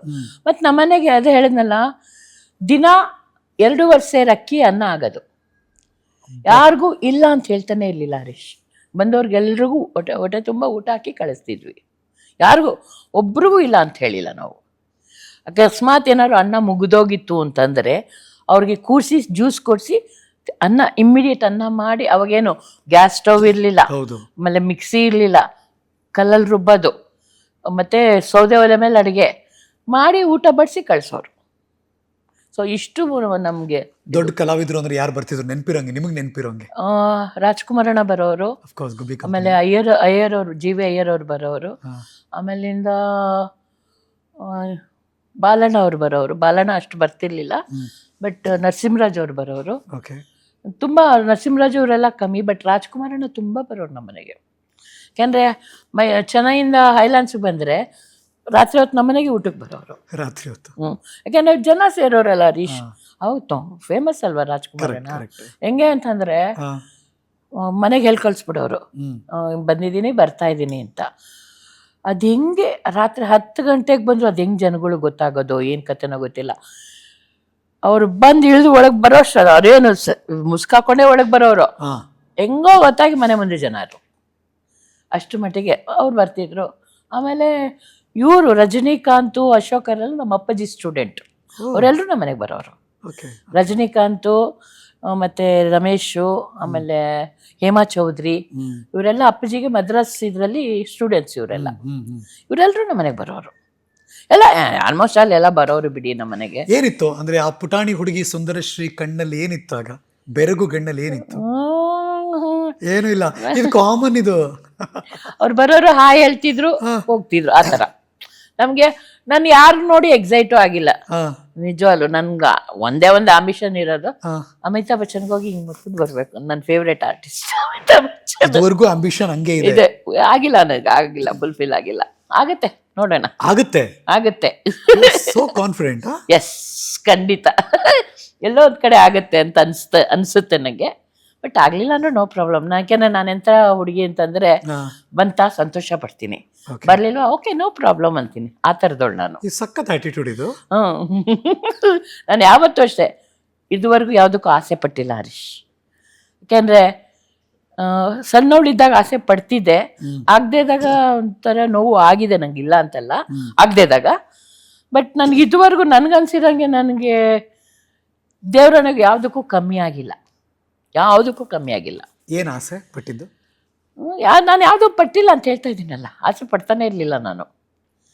ಯಾಕೆಂದರೆ ನನಗೆಲ್ಲನೂ ಸಿಕ್ತಿತ್ತು. ನನಗೆ ಅಪ್ಪಾಜಿ ಕಡೆಯಿಂದನೂ ಸಿಕ್ತಿತ್ತು, ಅಪ್ಪಾಜಿ ಮನೆಯಲ್ಲಿ. ಇಲ್ಲೂ ನನ್ನ ಗಂಡ ಚೆನ್ನಾಗಿ ನೋಡ್ಕೊಂಡಿದ್ದಾನೆ ನನ್ನ. ನನಗೆ ಅದು ಹೆಂಗಾಗಿದೆ ಅಂತಂದರೆ ಓಕೆ, ನಾನು ಸರಿಯಪ್ಪ, ನಾನು ಚೆನ್ನಾಗಿದ್ದೀನಿ, ಇನ್ನೇನು ಬೇಕು ಜೀವನದಲ್ಲಿ ಹೇಳಿ. ಈ ಡೆಲ್ಲಿಗೆ ಹೋಗೋ ಇಂಟೆನ್ಷನ್ ಅಥವಾ ಏನಿದೆ ಅದು ನಿಮ್ದಾಗಿತ್ತೋ ಅಥವಾ ಮನೇನು ಕಳಿಸಿಲ್ಲ? ಇಲ್ಲ, ನಂದೇ ಆಗಿದೆ. ಸೊ ನ್ಯಾಷನಲ್ ಸ್ಕೂಲ್ ಆಫ್ ಡ್ರಾಮಾಗೆ ಹೋಗಬೇಕು. ಯಾಕೆ ಅಂತ ಅದು ಹೇಳ್ತೀನಿ. 73 ಜೈಶಕನು national school of drama student. First batch ನಮ್ಮ ಅಪ್ಪಾಜಿ 59, ಆಮೇಲೆ ಜೈಶಕ, ಆಮೇಲೆ ನಾನು, ಆಮೇಲೆ ಜಯಶ್ರೀ ತಂಗಿ ಪದ್ಮಶ್ರೀ. ನಮ್ಮ ಮನೆಯಿಂದ 6 ಜನ ಇದ್ದೀವಿ. NSD ಅವರು, ನನ್ನ ಗಂಡನು NSD ಅವರು, ಪದ್ಮಶ್ರೀ ಗಂಡನು NSD ಅವರು. ಸೊ ಆಯ್ತಾ, ನನಗೆ ಅವರು ಜೈಶಕ್ ಅವ್ರು ನಾಟಕ ತೊಗೊಂಬಂದಿದ್ರು. ಅಂದರೆ ಅಲ್ಕಾಜಿ ಅವ್ರ ನಾಟಕ ತೊಗೊಂಡ್ರು. ಅಲ್ಕಾಜಿ ಅವ್ರ ಡೈರೆಕ್ಷನಲ್ಲಿ 3 ನಾಟಕ ಬಂದಿತ್ತು. ಕೊಕೇಶನ್ ಚಾಕ್ ಸರ್ಕಲ್, ಆಮೇಲಿಂದ ಜಶ್ಮಾ ವಾರ್ಡನ್ನು, ಆಮೇಲೆ ಇನ್ನೊಂದು 3 ನಾಟಕ ಬಂದಿತ್ತು. ಆ ನಾಟಕ ನೋಡಿ ನಾನು ಥ್ರಿಲ್ ಆಗಿಬಿಟ್ಟೆ ಹರೀಶ್. ಲಿಟ್ರಲಿ ಆ ನಾಟಕ ನೋಡಿ ನಾನು ಥ್ರಿಲ್ ಆಗಿ ನಮ್ಮ ಅಪ್ಪಾಜಿಗಲ್ದೆ ನಾನು NSDಗೆ ಹೋಗ್ಬೇಕು ಅಂತ. ನನಗೆ ಅದು ಆ ಒಂದು ಆ ಸ್ಟೇಜ್ ಮೇಲೆ 60 ಜನ, ಆ ಸೆಟ್ಟು ಎಷ್ಟು ಲೈವ್ಲಿ ಆಗಿತ್ತು ಅಂತಂದರೆ, so I want to go national school of drama. So ಬರೀ ನಾಟಕದ ಮೇಲೆ ಅಷ್ಟೇ ಲವ್ ಆಗಿಲ್ಲ, ನಾಟಕ ಮಾಡೋರ ಮೇಲೂ ಲವ್ ಆಯಿತು. ಖಂಡಿತ. ಅದು ಜೊತೆಗಿದ್ವಿ. ಮತ್ತೆ ಅವರು ಏನಂದ್ರೆ ಲವ್ ಸ್ಟೋರಿ ಅದು, ಕಣ್ಣು ಕಣ್ಣು ಕಲೆ. ಅವರೇ ಇದು ಮಾಡಲಿಲ್ಲ, ಅಂದರೆ ಇಷ್ಟಪಟ್ಟಿದ್ರು ನನ್ನ. ನಾನೇ ಪ್ರಪೋಸ್ ಮಾಡಿದೆ, ನಾನು ಇಷ್ಟಪಡ್ತಾ ಇದ್ದೀನಿ ಅಂತ ಅಂದ್ಬಿಟ್ಟು. ಇದು ರೇರ್ ಆಕ್ಚುಲಿ. ಹೌದು, ನಾನೇ ಆ ಕಾಲಕ್ಕೆ ಹೆಣ್ಮಗಳು ಪ್ರಪೋಸ್. ಅವರು ನನ್ಗಿಂತ 2 ವರ್ಷ ಸೀನಿಯರು. ಯಾರು ಒಂದು ಹೆಣ್ಮಗಳು ಕಣ್ಣೆತ್ ನೋಡಿರ್ಲಿಲ್ವಂತೆ. ಅವ್ರ ಕ್ಲಾಸ್ಮೇಟ್ಸು ನೀನಾ ಗುಪ್ತಾ, ಅಲೋಕ್ನಾಥ್ ಕೆಮ್ಮು, ರವಿಶಂಕರ್ ಕೆಮ್ಮು, ಅನು ಕಪೂರ್ ಸರಿಗಮ ನಡೆಸ್ತಿದ್ರಲ್ಲ ಅವರು, ಇವರೆಲ್ಲ ಅವರ ಕ್ಲಾಸ್ಮೇಟು. ರತ್ನಾ ಪಾಠಕ್ಕೂ ದೀಪಾ ಸಹಾಯ ಎಲ್ಲ ನನಗಿಂತ 1 year ಸೀನಿಯರ್ ಅವರು. ಹಿಮಾನಿ ಶಿವಪುರಿ ನನ್ನ ಕ್ಲಾಸ್ಮೇಟು, ವೀರೇಂದ್ರ ಸಕ್ಸೇನಾ ಇವರೆಲ್ಲ ನನ್ನ ಕ್ಲಾಸ್ಮೇಟು. ನಮ್ಮದು ಒಟ್ಟು 21 ಬ್ಯಾಚ್ಗೆ 25 ಜನನೇ ತಗೋತಾ ಇದ್ದಿದ್ದು. ಸೊ ನನಗೆ ಅವ್ರು ಇಷ್ಟಪಡೋಕ್ಕೆ ಶುರು ಮಾಡಿದ್ಮೇಲೆ ಅವ್ರ ಫ್ರೆಂಡ್ಸ್ ಎಲ್ಲ ಅಣಗಿಸಿದ್ದಾರೆ, ನೀನಾ ಅಲೋಕ್ನಾಥ್ ಎಲ್ಲ. ನನಗೆ ಬಂದು ಹೇಳ್ತಿದ್ರು, ಲೇ ಏನೇ ಮಾಡ್ಬಿಟ್ಟೆ ನಮ್ಮ ಹುಡುಗನಿಗೆ ನೀನು, ಒಬ್ಬ ಹುಡುಗಿನ ಕಣ್ಣೆತ್ ನೋಡ್ತಿರ್ಲಿಲ್ಲ, ನಿನ್ನೂ ಇಷ್ಟಪಡೋಕೆ ಶುರು ಮಾಡ್ಬಿಟ್ಟಿದ್ದಾನೆ ಅಂತ ಅಂದ್ಬಿಟ್ಟು ಅವ್ರಿಗೂ ರೇಗ್ಸೋರು, ಸುರೇನ್ಗೂ ರೇಗ್ಸೋರು. ಸೊ ಹಂಗಾಗಿ ಒಂಥರ ತುಂಬ ಒಳ್ಳೆ ವ್ಯಕ್ತಿ, ನಿಜವಾಗ್ಲು ಸುಳ್ಳು ಹೇಳ್ಬಾರ್ದು. ಅವರಾಯಿತು, ಅವ್ರ ಪಾಡಾಯಿತು, ನಮ್ಮನ್ನು ತುಂಬ ಚೆನ್ನಾಗಿ ನೋಡ್ಕೊಂಡಿದ್ದಾರೆ. ಎಷ್ಟು ಚೆನ್ನಾಗಿ ಹೇಳ್ತಾರೆ ನೋಡಿ ಗಂಡನ ಬಗ್ಗೆ. ಎಷ್ಟು ವರ್ಷ ಆಯ್ತು ಮದುವೆ ಆಗಿ? 45 ವರ್ಷ. ನಿಮ್ಮ ಯಜಮಾನ್ರ ಪೂರ್ತಿ ಹೆಸರೇನು? ಸುರೇಂದ್ರನಾಥ್ ಎಸ್. ಯಾಕೆ ಕೇಳಿದೆ ಅಂದರೆ, ಅದೋಕೆ ನಾಟಕ ಅಥವಾ ಅವರು ಸಿನಿಮಾದಲ್ಲಿದ್ದಾರೆ, ಸೀರಿಯಲ್ ಇದ್ದಾರೆ, ಆದರೆ ನಾವು ಮಾಧ್ಯಮದಲ್ಲಿರೋರು, ಟಿ ವಿಗಳನ್ನು ನೋಡುವಂಥವ್ರು ಅವರ ಯಜಮಾನರನ್ನ ಮರೆಯೋಕ್ಕೆ ಸಾಧ್ಯನೇ ಇಲ್ಲ. ಈ ಟಿ ವಿ ಕನ್ನಡವನ್ನು ಒಂದು ಅಧಿಕಾರದ ಚುಕ್ಕಾಣಿಯನ್ನು ಹಿಡಿದು ನಡೆಸಿ ಭದ್ರವಾಗಿ ನಿಲ್ಲಿಸಿದಂಥ ಯಶಸ್ಸು, ಶ್ರೇಯಸ್ಸು ಅವರ ಪತಿ ದೇವ್ರಿಗೆ ಸಲ್ಲಬೇಕು. ಖಂಡಿತ 100% ನಿಜವಾಗ್ಲು. ಮತ್ತೆ ಎಲ್ಲರೂ ಅವ್ರನ್ನ ಸುರಿ ಸರ್ ಅಂತಾನೆ ಕರೆಯೋದು, ಕರೆಕ್ಟ್. ನಾನು ಸುರೇನ್ ಅಂತ ಕರಿತೀನಿ. ನೀವು ನಿಮ್ಮ ಯಜಮಾನ ಕರೀತಾರೆ, ನಾವು ಯಾರು ಕರೆಯಕ್ಕಾಗತ್ತಾ? ನಾವು ಸೂರಿ ಸರ್ ಅಂತೀವಿ. ಅವ್ರಿಗೆ ಕರಿಯಕ್ ಬಿಡೋದು ಇಲ್ಲ ಅವರು. ಹಂಗಿತ್ತು. ಯಾರೋ ಕರೆದಿದ್ರು ಒಂದ್ಸತಿ, ಸುರೇನ್ ಅಂದಿದ್ರು, ಶ್ರೀ ಮಾತ್ರ ನನ್ನ ಕರಿಬೇಕು, ಇನ್ಯಾರು ಕರಿಬಾರ್ದು ಅಂತ ಹೇಳಿದ್ರು ಕೂಡ. ನಿಮ್ಮ ಯಜಮಾನ್ರ ಹತ್ರ ಐ ಸ್ಟಿಲ್ ರಿಮೆಂಬರ್, ನಾನು ಈ ಟಿ ವಿ ಕನ್ನಡದಲ್ಲಿ ಕೆಲಸ ಮಾಡಬೇಕಾದ್ರೆ, ಆ್ಯಂಕರಿಂಗ್ ಎಲ್ಲ ಮಾಡ್ಬೇಕಾದ್ರೆ ಅವ್ರ ಹತ್ರ ಹೋಗಿ ಗಟ್ಟಿಯಾಗಿ ನಿಂತು ಮಾತಾಡೋಕೆ ಧೈರ್ಯ ಇರಲಿಲ್ಲ ಯಾರಿಗೂ ಇಲ್ಲ, ಯಾರಿಗೂ. ಯಾಕೆಂದ್ರೆ ಈಸ್ ಕ್ಲಿಯರ್. ಸೊ ಹಾಗಾಗಿ ಎಲ್ರೂ ಕಟ್ನಿಟ್ಟಾಗೆ ನೋಡಿ, ಅವ್ರಿಗೆ ಕೆಲಸ ಆಗಬೇಕು, ಹೇಳಿ ಟೈಮಿಗೆ ಕೆಲಸ ಆಗಬೇಕು. ಹೇಳಿ ಟೈಮಿಗೆ ಕೆಲಸ ಆದರೆ ಅವ್ರು ನಿಮ್ಮನ್ನ ಅಷ್ಟೇ ಪ್ರೀತಿಸ್ತಿದ್ರು. ಕೆಲಸ ಆಗಲಿಲ್ಲ ಹಂಗೆ ತಗೊಳ್ಳೋರು ಕ್ಲಾಸು, ಆ ಥರ ಅವರು. ನಾವು ಸಾಮಾನ್ಯವಾಗಿ ಹೇಳ್ತೀವಲ್ಲ, ಶಿವಾನಂದ ಸರ್ಕಲ್ ಹತ್ರ ಅವಾಗ ಈ ಟಿ ವಿ ಹೌದೌದು, ಅದನ್ನ ನಾವು ಕಲ್ ಬಿಲ್ಡಿಂಗ್ ಅಂತ ಕರಿತಿದ್ವಿ ಯಾವಾಗಲೂ. ಆ ಕಲ್ ಬಿಲ್ಡಿಂಗ್ ನಲ್ಲಿ ಕಲ್ಲಿನಂತಹ ಗಟ್ಟಿಯಾದ ಮನುಷ್ಯ. ಖಂಡಿತ 100%. ನಿಮ್ಮ ಪತಿ ದೇವರು 100%. ಅವ್ರು ಹಂಗಿದ್ದಕ್ಕೆ ಈ ಟಿ ವಿ ಹಂಗೆ ಚೆನ್ನಾಗಿ ಹೆಸರು ಮಾಡಿದಲ್ವಾ, ಇಲ್ಲ ಅಂದಿದ್ರೆ. And is very clear. ಲಂಚ ತಗೊಳ್ಳೋದು ಅದೆಲ್ಲ ಇಲ್ಲವೇ ಇಲ್ಲ. ಯಾರೋ ಹೆಂಗೆ ಎಷ್ಟು ಮಟ್ಟಿಗೆ ಅಂತಂದರೆ, ಹರೀಶ್, ಒಬ್ಬರು ಚಿನ್ನದ ಚೈನು ತೊಗೊಂಡೋಗಿ ಸುರೇನ್ ಮುಂದೆ ಇಟ್ಟು ಇದ್ದಾರೆ, ಮೊದಲು ಎತ್ಕೊಂಡು ಹೋಗಿ ಅಂತ ಹೇಳಿದ್ದಾರೆ, ನಿಮ್ಮದು ಇದನ್ನು ರಿಜೆಕ್ಟ್ ಮಾಡ್ತೀನಿ ಅಂತ. ಆಮೇಲೆ ನನ್ನ ಹೆಸರು ಫಸ್ಟ್ ಬರೆಯೋರಂತೆ ಕಾಸ್ಟಿಂಗ್ ಲಿಸ್ಟಲ್ಲಿ, ಅದು ರಿಜೆಕ್ಟು. ಫೋನ್ ಮಾಡಿ ಹೇಳೋರು, ಶ್ರೀ ನಿನ್ನ ಹೆಸರು ಹಾಕಿದ್ರು, ನಾನು ರಿಜೆಕ್ಟ್ ಮಾಡಿದ್ದೀನಿ ಅದನ್ನು, ತುಂಬ ಒಳ್ಳೆ ಕೆಲಸ ಮಾಡಿದ್ರಿ ಅಂತ. ಮತ್ತು ಅವ್ರು ಅಷ್ಟು ಒಂದು 12 ವರ್ಷ ಏನೋ ಇದ್ದರು ಚಾನಲಲ್ಲಿ. ಒಂದು ದಿವಸನೂ ನಾನು ಅವ್ರ ಆಫೀಸ್ಗೆ ಎಂಟ್ರಿ ಆಗಿಲ್ಲ. ನಾನು ಏಕೆ? ನಂಗೆ ಇಷ್ಟ ಆಗಲ್ಲ. ನನಗೆ ನಾನೇ ಅವರೇ. ಎಷ್ಟೋ ಜನ ಪೇಪರಲ್ಲೆಲ್ಲ ಬಂದಿತ್ತು, ನಾನು ಪ್ರಜಾವಾಣಿಲಿ ಇದು ಕೊಟ್ಟಿದ್ದೆ, ರಿಪ್ಲೈಯು ಕೊಟ್ಟಿದ್ದೆ ನಾನು. ಸೂರಿ ಸಾರು ಸುಂದರಶ್ರೀ ಇಲ್ದಲೆ ಸೀರಿಯಲ್ ಅಪ್ರೂವ್ ಮಾಡಲ್ಲ, ಸುಂದರಶ್ರೀ ಇಲ್ದಲೆ ಇದು ಮಾಡಲ್ಲ ಅಂತ ಒಂದು ಯಾರೋ ಹಾಕಿದ್ರು, ಅವ್ರ ಹೆಸರು ಮರ್ತೋಗ್ಬಿಟ್ಟಿದ್ದೀನಿ ನಾನು, ಹಾಕಿದ್ರು. ಇಮ್ಮಿಡಿಯೇಟ್ ಪ್ರಜಾವಾಣಿಗೆ ಹೋದೆ ನಾನು. ಹೋಗ್ಬಿಟ್ಟು, ಸರ್ ನನಗೆ ನಾನು ಅವರಿಂದ ಬದುಕ್ತಾ ಇಲ್ಲ, ಅಥವಾ ಅವರು ನನ್ನಿಂದ ಬದುಕ್ತಾ ಇಲ್ಲ, ಆಯಿತಾ? ನನಗೆ ಅವರು ಚಾನ್ಸ್ ಕೊಡಬೇಕು ಅನ್ನೋದೇನು ಇಲ್ವೂ ಇಲ್ಲ. ಯಾಕೆಂದರೆ ನಾನು ಗುಬ್ಬಿ ವೀರಣ್ಣವ್ರ ಮೊಮ್ಮಗಳು, ನಾನು ಮೊದಲಿಂದನೂ ಆ್ಯಕ್ಟ್ ಮಾಡ್ಕೊಂಬಂದಿದ್ದೆ. I am child artist. ದಯವಿಟ್ಟು ಇದನ್ನು ಯಾರು ಹೇಳಿದಾರೋ ಕರೆಸಿ ನಾನು ಮಾತಾಡ್ಬೇಕು ಅವ್ರ ಹತ್ರ ಅಂದೆ. ಹೇಳಿದೆ ನಾನು, ಯಾಕೆ ನನ್ನಿಂದಾಗಿ ಸುರೇನ್ ಹೆಸರು ಕೇಳಬಾರ್ದಲ್ವ. ಅಷ್ಟೆಲ್ಲ ಹೋಗ್ದಲೇನೆ ಹಂಗೆ ಮಾತಾಡಿದ್ದಾರೆ. ಇನ್ನು ನಾನೇನಾದ್ರು ಆಫೀಸ್ ಕೊಟ್ಟೋಗ್ಬಿಟ್ಟಿದ್ದೆ, ಅಷ್ಟೇ ನನ್ನ ಕತೆ, ಅವ್ರ ಕತೆ. ನೀವು ಭಯಂಕರ ಗಟ್ಟಿಗಿತ್ತಿ. ಖಂಡಿತ. ನಾನು ಬಿಡಲ್ಲ ಹರೀಶ್. ತಪ್ಪು ಸರಿನೇ. ನನ್ನ ಆ ಸ್ವಭಾವ ನಂದಿದೆ. ನಾನು ಯಾರಿಗೂ ಕೆಡಕ್ ಬಯಸಲ್ಲ, ಕೆಡಕ್ ಬಯಸಿದವ್ರನ್ನ ಸುಮ್ಮನೆ ಬಿಡಲ್ಲ. ಓಕೆ, ಚೈಲ್ಡ್ ಆರ್ಟಿಸ್ಟ್ ವಾಪಸ್ ಹೋಗ್ಬಿಟ್ಟು ಮತ್ತೆ ವಾಪಸ್ ಬರ್ತೀನಿ. ಓಕೆ. ಇದು ಯಾವಾಗ ಶುರು ಆಯ್ತದು ಈ ಚೈಲ್ಡ್ ಆರ್ಟಿಸ್ಟ್ ಕತೆ? ನಾನು 1 ವರ್ಷದಲ್ಲಿದ್ದಾಗಲೇ ಎಂಟ್ರಿ ಆಗಿದ್ದು ಸ್ಟೇಜು. ನಮ್ಮ ಕಂಪ್ನಿಲಿ ಲವಕುಶ ಅಂತ ನಾಟಕ ಮಾಡೋರು. ಅದರಲ್ಲಿ ಲವಕುಶ ಹುಡ್ದಾಗ ಆಶ್ರಮವಾಸಿಗಳೆಲ್ಲ ಡ್ಯಾನ್ಸ್ ಮಾಡ್ತಾರೆ. ನಾನು ಸೈಡ್ ವಿಂಗ್ಸಲ್ಲಿ ನಿಂತ್ಕೊಂಡು ಡ್ಯಾನ್ಸ್ ಮಾಡ್ತಿದ್ನಂತೆ. ಸ್ವರ್ಣಮ್ಮ ಅವರು ನೋಡ್ಬಿಟ್ಟು ನನಗೆ ಕಾವಿ ಸೂಚ್ಬಿಟ್ಟು ಕಳಿಸಿದ್ದಾರೆ. ಅದು ಈಗಲೂ ಫೋಟೋ ಇದೆ ನಂದು. ಸುಮ್ಮನೆ ಹೋಗು ನೀನು ಮಾಡೋಗು ಡ್ಯಾನ್ಸ್, ಸ್ಟೇಜ್ ಮೇಲೆ ಮಾಡೋಗು ಡ್ಯಾನ್ಸ್ ಅಂತ ಅಂದ್ಬಿಟ್ಟು. ಆ ಫೋಟೋ ತೋರಿಸ್ಬೇಕು ನಾವೆಲ್ಲರಿಗೂ. ಖಂಡಿತ ತೋರಿಸ್ಬೋದು. ಆ ಥರ ಹಂಗೆ ನಾನು ಎಂಟ್ರಿ ಆಗಿದೆ. ಮತ್ತೆ ನಮ್ಮ ಅಪ್ಪಾಜಿ ಇನ್ಫಾರ್ಮೇಶನ್ ಡಿಪಾರ್ಟ್ಮೆಂಟಲ್ಲಿ ಇದ್ರು. ಸೊ ಚೈಲ್ಡ್ ಆರ್ಟಿಸ್ಟ್ ಆಗಿ ಅಲ್ಲಿ ಮಾಡ್ತಿದ್ವಿ. ಮತ್ತೆ ಕಂಪ್ನಿ ನಮ್ಗೆ ರಜಾ ಸಿಕ್ದಾಗೆಲ್ಲ ಸ್ವರ್ಣಮ್ಮ ಅವ್ರು ನಮ್ಮನ್ನು ಕರ್ಕೊಂಡು ಹೊಟ್ಟೋಗೋರು. ಅಲ್ಲಿ ಹೋದಾಗೆಲ್ಲ ಆಕ್ಟ್ ಮಾಡ್ತಿದ್ವಿ ನಾವು. ಸೊ ಎಲ್ಲ ಕಡೆ ಕರ್ನಾಟಕ ಖಂಡಿತ ರಜಾ ಸಿಕ್ದಾಗ. ಯಾಕಂದ್ರೆ ಸ್ಕೂಲ್ ಡೇಸ್ ಅಲ್ಲಿ ನಮ್ಮ ಅಮ್ಮಾಜಿ ಕಳಿಸ್ತಿರ್ಲಿಲ್ಲ, ಸ್ಕೂಲ್ ಎಜುಕೇಶನ್ ಹಾಳಾಗುತ್ತೆ ಅಂದ್ಬಿಟ್ಟು ನಮ್ಮ ಅಮ್ಮಾಜಿ ಕಳಿಸ್ತಿರ್ಲಿಲ್ಲ. ಬಟ್ ರಜಾ ಸಿಕ್ದಾಗೆಲ್ಲ ಸ್ವರ್ಣಮ್ಮ ಅವ್ರು ನನ್ನ ಕರ್ಕೊಂಡು ಹೊಟ್ಟೋಗೋರು. ಹೇಗಿತ್ತು ನಿಮ್ ಕಂಡು ಬಂದೆ ಥಿಯೇಟರು? ಎಲ್ಲಾರು ಒಟ್ಟಿಗೆ ಇರ್ತಿದ್ರು, ನಗ್ನಗ್ತಾ ಮಾತಾಡ್ಕೊಂಡಿರ್ತಿದ್ವಿ. ಅದು ಹೆಂಗೆ ಅಂತಂದ್ರೆ ಒಂಥರ ರೊಟೀನ್ ಅಲ್ವಾ. ಬೆಳಿಗ್ಗೆ ಎದ್ದ ನಾಟಕ ಮುಗಿತಿದ್ದಿದ್ದೆ 3 ಗಂಟೆಗೆ, ಬೆಳಗಿನ ಜಾವ. ಬೆಳಗಿನ ಜಾವನ 3 ಗಂಟೆಗೆ. ಸೊ ಎಲ್ಲರೂ 10 ಗಂಟೆಗೆ ಎದ್ದೇಳ್ತಿದ್ರು. ಎದ್ದು ಫ್ರೆಶ್ ಅಪ್ ಆಗಿ ತಿಂಡಿ ತಿನ್ಕೊಳ್ಳೋ ಅಷ್ಟರಲ್ಲಿ ಎಲ್ಲ ರೆಡಿ ಆಗಿರೋದು. 11 ಗಂಟೆಗೇನೋ ಹೊಸ ನಾಟಕದ ರಿಹರ್ಸಲ್ಲು. ತಿರ್ಗಾ ಊಟ ಮಾಡಿಕೊಂಡು 2 ಗಂಟೆ ಅಷ್ಟವರೆಗೆ ರೆಸ್ಟ್ ತೊಗೊಂಡು 3:30-4 ಗಂಟೆಗೆ ಎಲ್ಲರೂ ಮೇಕಪ್ ಮಾಡ್ಕೊಳಕ್ಕೆ ಶುರು ಮಾಡಿ. ಅವಾಗೆಲ್ಲ ಇಷ್ಟುದ್ದ ಮೇಕಪ್ ತಾನೆ, 1 ಅವರ್ ಬೇಕಾಗ್ತಿತ್ತಲ್ಲ, 1 ಅವರ್ 2 ಅವರ್ಸ್ ಬೇಕಾಗ್ತಿತ್ತು ಮೇಕಪ್ಗೆ. ಒಂದು ಇದು ಹಾಕ್ಕೊಂಡು ಅದ್ರ ಮೇಲೆ ಇನ್ನೊಂದು ಹಾಕ್ಕೊಂಡು ಅದ್ರ ಮೇಲೆ ಇನ್ನೊಂದು ಹಾಕ್ಕೊಂಡು ಆ ಥರ ಇತ್ತಲ್ಲ ಮೇಕಪ್ಪು.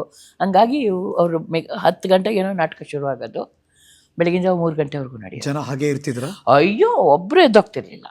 ಯಾಕೆಂದರೆ ನಾಟಕಗಳೇ ಆಗಿರ್ತಿತ್ತಲ್ಲ ನಮ್ಮ ತಾತನ ಕಾಲದಲ್ಲಿ, ನಮ್ಮ ದೊಡ್ಡಪ್ಪನ ಕಾಲದಲ್ಲೂ ಹಾಗೆ ಇತ್ತು. ಬೇರೆ ಇನ್ಯಾವ ರಿಕ್ರಿಯೇಷನ್ ಇಲ್ವಲ್ಲ? ಖಂಡಿತ ಇಲ್ಲ. ಮತ್ತು ಗುಬ್ಬಿ ಕಂಪ್ನಿ ನಾಟಕ ಬಂತು ಅಂತಂದರೆ ಸುತ್ತಳ್ಳಿಯಿಂದ ಗಾಡಿ ಮಾಡ್ಕೊಂಬರೋರು ಹರೀಶ್, ನಾಟಕ ನೋಡೋಕ್ಕೆ ಅಂತಲೇ ಬರೋರು, ಬುತ್ತಿ ಕಟ್ಕೊಂಬರೋರು. ಅದೆಲ್ಲ ಇತ್ತು, ತುಂಬ ಇದೆ. ಮತ್ತು ಯಾರು ಹಿಂಗೆ ಮಲಗಿದವ್ರು ನಾನು ನೋಡಿಲ್ಲ. ನಾನು ಬೆಳಗಿನ ಜಾವ ತನಕ ಹಂಗೆ ಕೂತ್ಕೊಂಡು ಹಿಂಗೆ ಕೂತ್ಕೊಂಡು ಅವ್ರವ್ರು ಆ ಥರ. ಈಗ ನಾವು ಆರ್ಟಿಸ್ಟ್ಗೆ ಫ್ಯಾನ್ಸ್ ಅಸೋಸಿಯೇಷನ್ ಅಂತೆಲ್ಲ ನೋಡ್ತೀವಿ, ಅವಾಗ ಹೆಂಗಿದ್ರು ಫ್ಯಾನ್ಸು? ನಂಗಷ್ಟು ಗೊತ್ತಿಲ್ಲ. ಓಕೆ. ಯಾಕೆಂದರೆ ನಾನು ಫಸ್ಟು ಸಿನಿಮಾ ಮಾಡಿದ್ದು ಋಷ್ಯಶೃಂಗ ಹೀರೋಯಿನ್ ಆಗಿ. ಅದು ಅಷ್ಟು ಇದಾಗಲಿಲ್ಲ. ಬಟ್ ಕಾಡು ಕುದುರೆ ಮಾಡಿದಾಗ ನೀವು ಹೀರೋಯಿನ್, ನೀವು ಹೀರೋಯಿನ್, ಮತ್ತೆ ಕಾಡು ಕುದುರೆಯ ನಾಯಕಿ ಸುಂದರಶ್ರೀ ಹೀರೋಯಿನ್, ನೀವು ಹೀರೋಯಿನ್. ಹೌದೌದು. ನನ್ಗವಾಗ ಋಷ್ಯಶೃಂಗ ಮಾಡಿದಾಗ 12 ವರ್ಷ, ಕಾಡು ಕುದುರೆ ಮಾಡಿದಾಗ 14 ವರ್ಷ ನನಗೆ. ಸೊ ಒಂಥರ ನಮಗೆ ಅದೇ ಆ್ಯಕ್ಟಿಂಗ್ ಇದೆ, ಅದೇ ಅಲ್ವಾ. ಸೊ ಸಿನಿಮಾ ರಿಲೀಸ್ ಆಯಿತು, ಆಗ ಎಲ್ಲರೂ ನನ್ನ ಆವಾಗ ಗುರ್ತಿಡಿಯೋಕ್ಕೆ ಶುರು ಮಾಡಿದ್ರು. ಕಾಡು ಕುದುರೆ ಹೀರೋಯಿನ್, ಅಂದರೆ ಅದೂ ಓಡಲಿಲ್ಲ, ಜಾಸ್ತಿ ಓಡಲಿಲ್ಲ. ಒಂದು ಹಬ್ಬ ಅಂದರೆ ಒಂದು 15 ದಿವಸ ಓಡ್ತಷ್ಟೆ. ಅಂದರೆ ಚೆನ್ನಾಗಿ ಕತೆ, ಸಬ್ಜೆಕ್ಟ್ ತುಂಬ ಚೆನ್ನಾಗಿತ್ತದು. ಚಂದ್ರಶೇಖರ್ ಕಂಬಾರು ಡೈರೆಕ್ಷನ್ನು, ಮಾನಪ್ಪ ಹೀರೋ, 3 ಜನ ಅಕ್ಕ ತಂಗಿದ್ದು, ಅದು ಒಂದು ಊರು ಕತೆ. ಅದು ಬಾಚನಹಟ್ಟಿಲಿ ಶೂಟ್ ಮಾಡಿದ್ದೀವಿ ನಾವು. ಅದೊಂದು. ಬಟ್ ಈಗ ಪ್ರತಿಯೊಬ್ಬರು ಗುರ್ತಿಡಿತಾರೆ, ಬಂದು ಮಾತಾಡಿಸ್ತಾರೆ. ನಂದು ಫೇಮಸ್ ಆಗಿದ್ದು ಜೊತೆಯಲ್ಲಿ ಜೋಗ್ತಾವ. ಈಗಲೂ ಬಂದು ಕಾಲು ಮುಗಿತಾರೆ ನನಗೆ. ಇದು ಕೊಟ್ಟಿದ್ದಾರೆ, ಅಮ್ಮಂದು ಇದು ಕೊಟ್ಟಿದ್ದಾರೆ, ಗೌರವ ಎಲ್ಲ ಕೊಡ್ತಾರೆ ನನಗೆ. ಯಾಕೆಂದರೆ ಸೌದತ್ತಿಗೆ ಹೋಗಿದ್ದೆ ನಾನು, ಹೋಳಿ ಹುಣ್ಣಿಮೆ ಅವತ್ತು. ಅಲ್ಲೇ ನಮ್ಮದು ಸೌದತ್ತಿಲೇ ಶೂಟಿಂಗ್ ಇತ್ತು, ಅದೇ ಕಾಸ್ಟ್ಯೂಮಲ್ಲಿದ್ದೆ, ಜೋಗ್ತಾವನ್ ಕಾಸ್ಟ್ಯೂಮಲ್ಲೇ ಇದ್ದೆ. ನನಗೇನು ಮಾಡಿ ನಮ್ಮ ಎಲ್ಲಮ್ಮನ ಅತ್ತೆ ಜೋಗಳ ಬಾವಿ ಸತ್ಯ ಒಂದು ದೇವಸ್ಥಾನದಲ್ಲಿ ನನ್ನ ಕೂಡಿಸ್ಬಿಟ್ಟಿದ್ರು, ಒಂದು ಕಟ್ಟೆ ಮೇಲೆ ಕೂಡಿಸ್ಬಿಟ್ಟಿದ್ರು ನನ್ನ. ಅಂದರೆ ರೆಸ್ಟ್ ಮಾಡಿ ನೀವು, ನಾವು ಶೂಟಿಂಗ್ ಮಾಡ್ಕೊಂಬರ್ತೀವಿ ಅಂತ. ಬರೋರು ಹೋಗೋರೆಲ್ಲ ನನಗೆ ನಮಸ್ಕಾರ ಮಾಡೋದು, ದಕ್ಷಿಣ ಇಡೋದು, ಹೋಗೋದು, ಈ ಥರ. ಅಂದರೆ ನನಗೆ ಜೋಗ್ತಾವ್ ನಿಜವಾಗ್ಲೂ ಒಳ್ಳೆ ಭಕ್ತಿ ಭಾವದಲ್ಲೇ ನೋಡ್ತಿದ್ರು. ಖಂಡಿತ. ನಂಗೆ ಆ ವಿಚಾರಕ್ಕೆ ನಾನು ಜಗದೀಶ್ ಅವರಿಗೆ ಥ್ಯಾಂಕ್ಸ್ ಹೇಳ್ತೀನಿ ನಾನು. ಯಾಕೆಂದರೆ ತುಂಬ ಒಳ್ಳೆ ರೋಲ್ ಅದು. ಅಷ್ಟೊಂದು ಬೆಳವಣಿಗೆ ಇರಲಿಲ್ಲ ಹರೀಶ್, ಮರಾಠಿ ಒರಿಜಿನಲ್ ಇದು ಸೀರಿಯಲ್ ಅದು. ಬಟ್ ಅಲ್ಲಿ ಜೋಗ್ತಾವಂಗೇನು ಅಷ್ಟು ಇರಲಿಲ್ಲ, ಎಲ್ಲೋ ಬರೋಳು ಹೋಗೋಳು. ಬಟ್ ಇಲ್ಲಿ ನನಗೆ ಕೊನೆವರೆಗೂ ಇತ್ತು ಒಂಥರ, ನಾನು ಇನ್ಫಾರ್ಮೇಷನ್ ಕೊಡೋದು ಬಂದು ವಿಚಾರದ್ದು, ಅದು ಇವ್ರು ಡೆವಲಪ್ ಮಾಡಿದ್ರು. ಒಂದು ಲಾಂಗ್ ರನ್ನಲ್ಲಿ ನಿಮ್ಮನ್ನು ಹೀರೋಯಿನ್ ಆಗಿ ನಾವು ನೋಡೋಕೆ ಸಾಧ್ಯನೇ ಆಗಲಿಲ್ಲ. ಆಮೇಲೆ ಇಲ್ಲ, ಎಲ್ಲಿ ನಾನು ಓದಿನ ಕಡೆ ಗಮನ ಕೊಡೋಕ್ಕೆ ಶುರು ಮಾಡಿಬಿಟ್ನಲ್ಲ. ಅಂದರೆ ಹೀರೋಯಿನ್ ಆಗಬೇಕು ಅಂತ ಅನ್ಕೊಂಡಿದ್ರೆ ಅಥವಾ ಅನ್ಕೊಂಡಿರ್ಲಿಲ್ವಾ, ಅಥವಾ ಒಂದು ಅವಕಾಶ ಸಿಕ್ತು ಮಾಡಿದೆ ಅಷ್ಟೇ. ಅದು ಏನು ಋಷ್ಯಶೃಂಗನೂ ಅಷ್ಟೇ ನನಗೆ ಅನ್ಎಕ್ಸ್ಪೆಕ್ಟೆಡ್ ಬಂದಿದ್ದು. VRK ಪ್ರಸಾದ್, ವರಮಹಾಲಕ್ಷ್ಮಿ ಅವ್ರ ದಿವಸ ಬಂದರು. ನಾನು ಅವಾಗೆಲ್ಲ ಆಟ ಆಡಕ್ಕೆ ಹೋಗಿದ್ದೆ. 12 ವರ್ಷ ಆದಮೇಲೆ ಇನ್ನೇನು ಆಟ ಎಲ್ಲ ನನಗೆ, ನಾನು ಮನೇಲೇ ಇರ್ತಿರ್ಲಿಲ್ಲ ಹರೀಶ್, ಯಾವಾಗ್ಲೂ ಮನೆಯಿಂದ ಆಚೆನೇ ಇರ್ತಾ ಇದ್ದೀನಿ. ಮತ್ತೆ ಕಬಡ್ಡಿ, ಲಗೋರಿ, ಖಂಡಿತ, ಚೂರ್ ಚೆಂಡು ಇವೆಲ್ಲ ಇದೆ ರೋಡಲ್ಲಿ ಅಲಿತಾ ಇದ್ರು ಇವರು ಅಂತ. ಅದು ಹಿಂದಗಡೆ ಬೇರೆ ಪಾರ್ಕ್ ಇತ್ತ, ನಾವೆಲ್ಲರೂ ಅಲ್ಲೋಟೋಗ್ತಿದ್ವಿ ನಾವು. ಸೊ ಮನೆಗೆ VRK ಪ್ರಸಾದ್ ಮತ್ತೆ GVR ಬಂದು, ಮನೆಗೆ ಬಂದ ತಕ್ಷಣ ಅಪ್ಪಾಜಿ ಹೇಳಿದ್ರು, ಸುಂದರಶ್ರೀ ಅವ್ರ ಪಿಕ್ಚರ್ಗೆ ನಿನ್ನ ಹೀರೋಯಿನ್ ಆಗಿ ತಗೋಬೇಕು ಅಂತಿದ್ದಾರೆ. ಓ ಹೌದಾ, ಓ ಥ್ಯಾಂಕ್ ಯು. ನಂಗೆ ಪ್ರಸಾದ್ ಮೊದಲೇ ಪರಿಚಯ ಇದ್ರು, ಏನು ಅಂತ ಗೊತ್ತಿಲ್ಲ. ಥ್ಯಾಂಕ್ ಯು ಹೇಳಿದೆ. 500 ರೂಪಾಯಿ ಅಡ್ವಾನ್ಸ್ ಕೊಟ್ಟರು ಅಷ್ಟೇ. ಹೋದೆ, ಅಲ್ಲಿ ಗೂಳೂರಲ್ಲಿ ಶೂಟಿಂಗ್ 1.5 ತಿಂಗಳು. ನೋಡಿ, ಹೀರೋಯಿನ್ ಆಗ್ಬೇಕಾದ್ರೆ ಇವಾಗ ಎಷ್ಟು ಕಷ್ಟಪಡಬೇಕು. ಖಂಡಿತ ಕಷ್ಟಪಡಬೇಕು. ಆಮೇಲೆ ಇವಾಗೆಲ್ಲ ಚೇಂಜ್ ಆಗೋಗ್ಬಿಟ್ಟಿದೆ ಹರೀಶ್, ಮೊದಲಂಗಿಲ್ಲ ಇವಾಗ. ಬಿಡಿ, ಅದೆಲ್ಲ ಗಾಂಧಿನಗರ ಬದಲಾಯಿತು, ಎಲ್ಲ ಗಾಂಧಿನಗರ ಅಂತೂ ಇವಾಗ ನಾನು ಹುಟ್ಟಿ ಬೆಳೆದಿದ್ದ ಜಾಗನ ಇದು ಅನ್ಸ್ಬಿಡುತ್ತದು. ಫುಲ್ಲು ಫಿಲ್ಮ್ ಏರಿಯಾ ಆಗೋಗ್ಬಿಟ್ಟಿದೆ ಅದು. ಫುಲ್ ಪ್ರೊಡ್ಯೂಸರ್ಸ್ದು, ಆಮೇಲೆ ಲೈಟ್ ಹುಡುಗರ್ದು, ಕಾಸ್ಟ್ಯೂಮರ್ಸ್ದು. ಮೋತಿ ಮಹಲ್ ಅಂತೂ, ಮೋತಿ ಮಹಲ್ ನಾನು ನೋಡ್ಸಂಗೆ ಕಟ್ಟಿರೋದು. ಮೋತಿ ಮಹಲ್ನ ಅದು ಫುಲ್ಲು ಸಿನಿಮಾದವರೇ ಇದ್ದಾರೆ ಅಲ್ಲಿ ಮೋತಿ ಮಹಲಲ್ಲಿ. ಅದು ಮೊದಲಿಂದನೂ ಫೇಮಸ್ ಅದಕ್ಕೆ. ಅಂದರೆ ಅವಾಗ ಅಷ್ಟಿರಲಿಲ್ಲ, ಈಗಂತೂ ಎಲ್ಲ ಅವರೇ. ಸಿಂಡಿಕೇಟ್ ಬ್ಯಾಂಕ್ ನಾನು ನೋಡ್ತಿದ್ದಂಗೆ ಕಟ್ಟಿದ್ದು. ಕರೆಕ್ಟ್.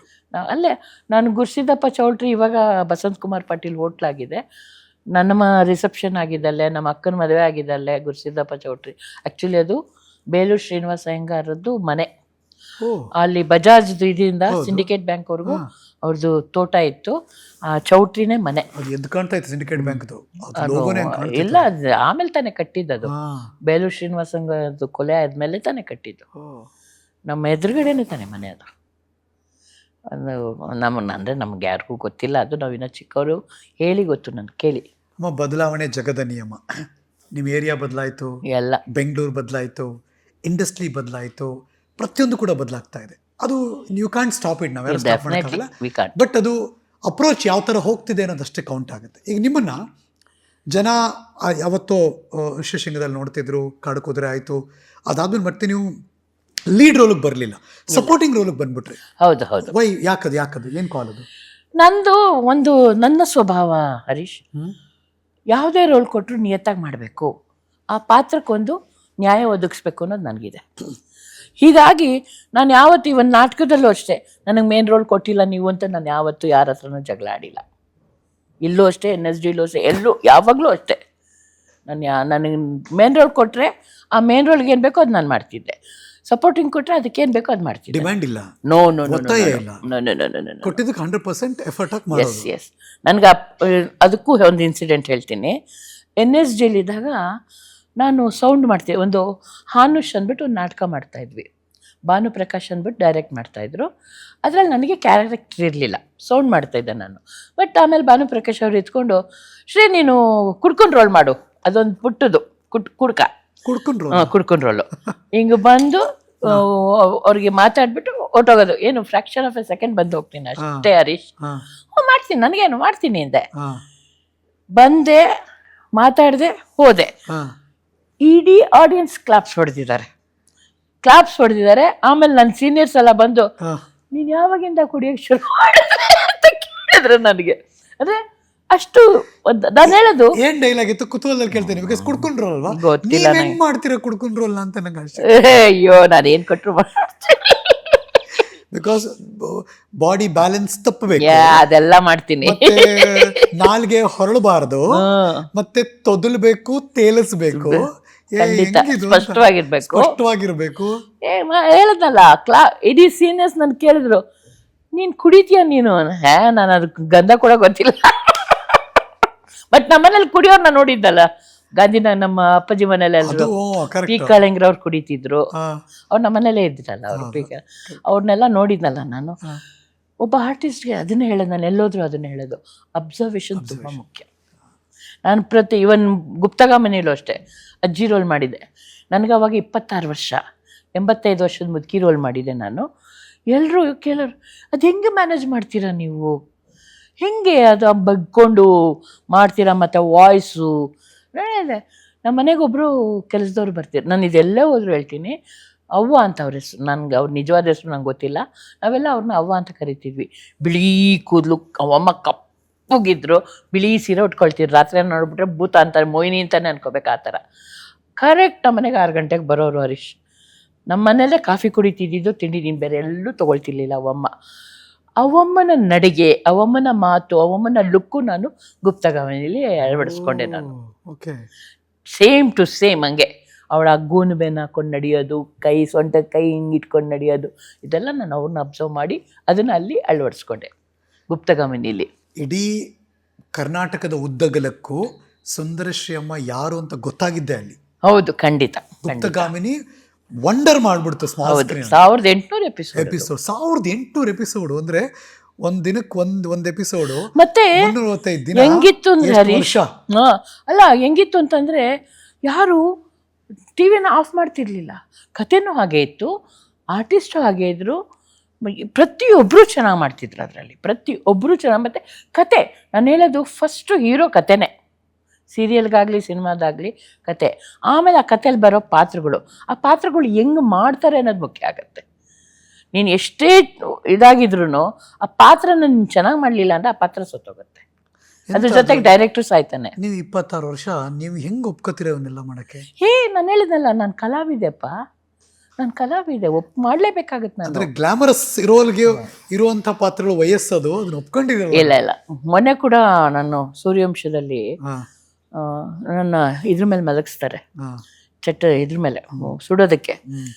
ನನಗೆ ಬಂದು ಡೈರೆಕ್ಟ್ರು ಒಂದೇ ಮಾತು ಕೇಳಿದರು, ಅಮ್ಮ ಹಿಂಗಿದೆ, ಆಮೇಲೆ ನಿಮಗೆ ಕೂಡಿಸಿ ನೀರು ಹಾಕ್ತೀವಿ, ಮುತ್ತೈದೆ ಸಾವು ಸತ್ತಿರ್ತೀರ, ಅರಿಶಿನ ನೀರು ಇದೆಲ್ಲ, ನಿಮ್ಗೆ ಒಪ್ಗೆನಾ? ನಾನು ಕಲಾವಿದೆಯಪ್ಪ, ನಾನು ಅದೇ ಹೆಂಗಿಲ್ಲ ಅಂತ ಹೇಳಿ, ನಾನು ಕಲಾವಿದೆ ಯಾವತ್ತೂ ಇಲ್ಲ ಅನ್ಬಾರ್ದು, ಮಾಡಲೇಬೇಕು. ನನ್ನ ಇದದು, ನನ್ನ ಬೇರೆಯವ್ರ ಬಗ್ಗೆ ನನಗೆ ಗೊತ್ತಿಲ್ಲ, ಬಟ್ ನಾನು ಮಾಡ್ತೀನಿ. ಯಾಕೆಂದರೆ ಒಂದು ಆ ಪಾತ್ರಕ್ಕೊಂದು ನ್ಯಾಯ ದೊರಕಿಸ್ಬೇಕಲ್ವ, ಇಲ್ಲಾಂದರೆ ಪಾತ್ರ ಸತ್ತೋಗುತ್ತೆ. ನೋಡೋರಿಗೆ ಸಹಜತೆ ಇರಬೇಕು. ಖಂಡಿತ. ಆಮೇಲೆ ನ್ಯಾಚುರಲ್ ಆಗಿರಬೇಕು, ಆರ್ಟಿಫಿಷಿಯಲ್ ಆಗಿರಬಾರ್ದು. ನಂದದು ಸ್ವಭಾವ. ಇವನ್ ಡೈಲಾಗ್ ಡೆಲಿವರಿನೂ ಅಷ್ಟೇ, ನಾನು ಅಲ್ಲಿ ಇರೋ ಡೈಲಾಗ್ ನಾನು ಯಾವತ್ತೂ ಹೇಳಲ್ಲ, ನನ್ನದು ಕಳಿಸ್ಕೊಡಿ. ಯಾಕೆಂದರೆ ಕೊಲೋಕಲಿಯನ್ ಮಾಡ್ಕೊಳ್ತೀನಿ ನಾನು, ಆಡು ಭಾಷೆಗೆ ಮಾಡ್ಕೊತೀನಿ ನಾನು. ಅವಾಗ ನನಗೆ ಎಕ್ಸ್ಪ್ರೆಷನ್ಸ್ ಎಲ್ಲ ಈಸಿ ಆಗುತ್ತೆ, ಆಮೇಲೆ ಆ ವೇರಿಯೇಷನ್ ಈಸಿ ಆಗುತ್ತೆ ನನಗೆ. ಪ್ರಯತ್ನ ಪಡ್ತೀನಿ ಅದನ್ನು ಹೇಳೋಕ್ಕೆ. ಅಯ್ಯೋ, ಸೇತುರಾಮ್ ಅವ್ರದ್ದು ಡೈಲಾಗ್ಗಳು ಹೇಳಕ್ಕೆ ಕಷ್ಟ ಮಾರೆ, ಅವರೇ ಒಂದು ದೊಡ್ಡ ವಿಶ್ವಕೋಶ ಇದ್ದಂಗೆ ಇರ್ತಾರೆ. ಬಟ್ ನಾನು ಆಮೇಲೆ ಅದು ಕಲ್ತಿದ್ದೇನು ಗೊತ್ತಾ ಹರೀಶ್, ಆ ಥರ ಹೇಳಿದರೆ ಅದಕ್ಕೊಂದು ಅರ್ಥ ಇದೆ. ಅವರ ಡೈಲಾಗಲ್ಲಿ ಒಂದು ಅರ್ಥ, ಅದಕ್ಕೆ ಅವ್ರು ಹಂಗೆ ಬರ್ತಿದ್ದಾರೆ. ನಂಗೆ ಫಸ್ಟ್ ಕಷ್ಟ ಆಗೋದು, ಆಮೇಲೆ ಅದನ್ನು ರೂಢಿ ಮಾಡ್ಕೊಂಡೆ ನಾನು. ಬಟ್ ಅವರು ತುಂಬ ಸ್ಟ್ರಿಕ್ಟೇ. ಅಯ್ಯೋ, ವಿಪರೀತ ಸ್ಟ್ರಿಕ್ಟು ಮಾರೆ. ಹೌದು. ಬಟ್ ಅನಾವರಣ, ಮೈ ಗಾಡ್, ಈಗಲೂ ನಂಗೆ ಆ ಸೀನು ನಾನು ನೋಡಿದ್ರೆ ನನಗೆ ಕಣ್ಣಲ್ಲಿ ನೀರು ಬರುತ್ತೆ, ಅಷ್ಟು ಚೆನ್ನಾಗಿದೆ. ಅಂದರೆ ಪ್ರತಿಯೊಂದು ಸೀನು, ಪ್ರತಿಯೊಂದು ಡೈಲಾಗು ಅಷ್ಟೇಪ್ಪ. ಮತ್ತು ಈಗಿನ ಕಾಲಕ್ಕೂ ಅದು ರಿಲೆವೆಂಟ್, ಅದು ಅನಾವರಣ.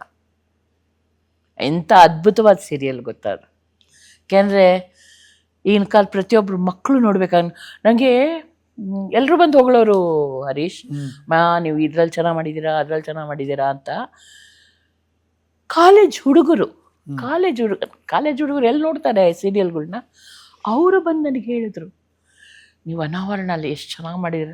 ನಾನು ಹಿಂಗೆ ನೋಡ್ತಾ ನೀವು ಅನಾವರಣ ನೋಡ್ತೀರಾ ಕೇಳಿದೆ. ಯಾಕೆಂದರೆ ಕಾಲೇಜ್ ಹುಡುಗರು ಎಲ್ಲರೂ ನೋಡ್ತಾರೆ, ಅದು ಕನ್ನಡ ಸೀರಿಯಲ್ ಅಂದರೆ ಎಲ್ರಿಗೂ ನೆಗ್ಲಿಜಿಯನ್ಸು. ಬಟ್ ಅವ್ರು ಬಂದು ನಂಗೆ ಹೇಳಿದರು, ಅಮ್ಮ ನೀವು ತುಂಬ ಚೆನ್ನಾಗಿ ಮಾಡಿದ್ದೀರ, ಸೀರಿಯಲ್ ತುಂಬ ಚೆನ್ನಾಗಿ ಬರ್ತಿದೆ ಅಂತ. ನನಗೆ ಖುಷಿ ಆಯ್ತು ನನಗೆ. ಯಾಕೆಂದರೆ ನೋಡದೇ ಇರೋರು ನೋಡಿ ಹೇಳ್ತಾರಲ್ಲ, ಅದು ನನಗೆ ಖುಷಿ ಆಯ್ತು. ನನಗೆ ನೋಡೋರು ಹೇಳೋದು ಹೋಗಳೋದೆಲ್ಲ ಮಾಮೂಲಿ, ಅದು ನೋಡದೇ ಇರೋರು ನೋಡಿ ಹೇಳಿದ್ರಲ್ಲ, ಅದು ನನಗೆ. ನಿಮ್ಮ ಪರ್ಫಾರ್ಮೆನ್ಸಲ್ಲಿ ಆನ್ ಸ್ಟೇಜ್ ಎಷ್ಟು ನಾಟಕ ಆಗಿದೆ, ಎಷ್ಟು ಪ್ರಯೋಗಗಳಾಗಿವೆ? ನಾಟಕಗಳು ನಾನು ಮೇನ್ ರೋಲಾಗಿ ಮಾಡಿದ್ದು ಅಂತಂದರೆ ಚೋಮನ ದುಡಿ, ಸಂಗ್ಯಾ ಬಾಳ್ಯ, ಆಮೇಲಿಂದ ತಬರನ ಕತೆ, ಹುಲಿಗುರು ಹುಲಿಯವ ಎಲ್ಲ. ಸಂಗ್ಯಾ ಬಾಳ್ಯ ಅಂತೂ 30 ಶೋ ಆಯಿತು. ಆಮೇಲೆ ನಾನು NSD ಕೊಟ್ಟೋಗ್ಬಿಟ್ಟೆ, ವೈಜು ಕಂಟಿನ್ಯೂ ಮಾಡಿದ್ಲು ಗಂಗಿ ರೋಲ್ನ. ಆಮೇಲೆ ಚೋಮನೂ ಅಷ್ಟೇ, ನಾನು ಮಾಡೋವರೆಗೂ ನಾನು ಮಾಡಿದೆ. ಆಮೇಲೆ ಅದೇ NSDಗೆ ಹೋದೆ, ಮಾಲ್ತಿ ಮಾಡ್ತಾಯಿದ್ರು. ಸೊ ಬಂದಮೇಲೆ ಸಂಕೇತದ್ದು ಹುಲಿಗುರು ಹುಲಿಯವ ಮಾಡಿದೆ, ಆಮೇಲೆ ಹಸಿರೆಲೆ ಹಣ್ಣೆಲ್ಲ ಮಾಡಿದೆ, ಮಾಡಿದ್ದೀನಿ, ಮಾಡಿದಾಗಿದೆ. ನಮಗೆ ಸಂಕೇತ ಅಂದ ತಕ್ಷಣ ಆ ಲೆಜೆಂಡ್ರಿ ನೆನಪಾಗ್ತಾರೆ.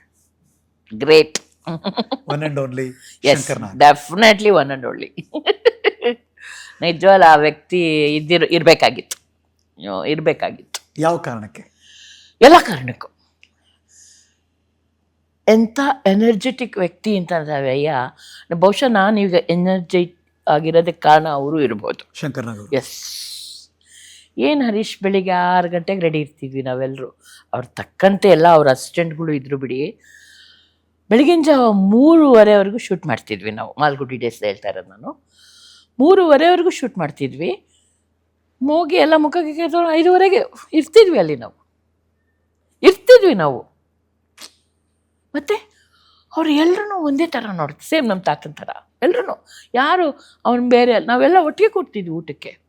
ಲೈಟ್ ಹುಡುಗ ಇರ್ಬೋದು, ಪ್ರೊಡಕ್ಷನ್ ಹುಡುಗ ಇರ್ಬೋದು, ಎಲ್ಲರೂ ಒಟ್ಟಿಗೆ ಸುತ್ತಲೂ ಕೂತ್ಕೊಂಡು ಊಟ ಮಾಡ್ತಿದ್ವಿ ನಾವು.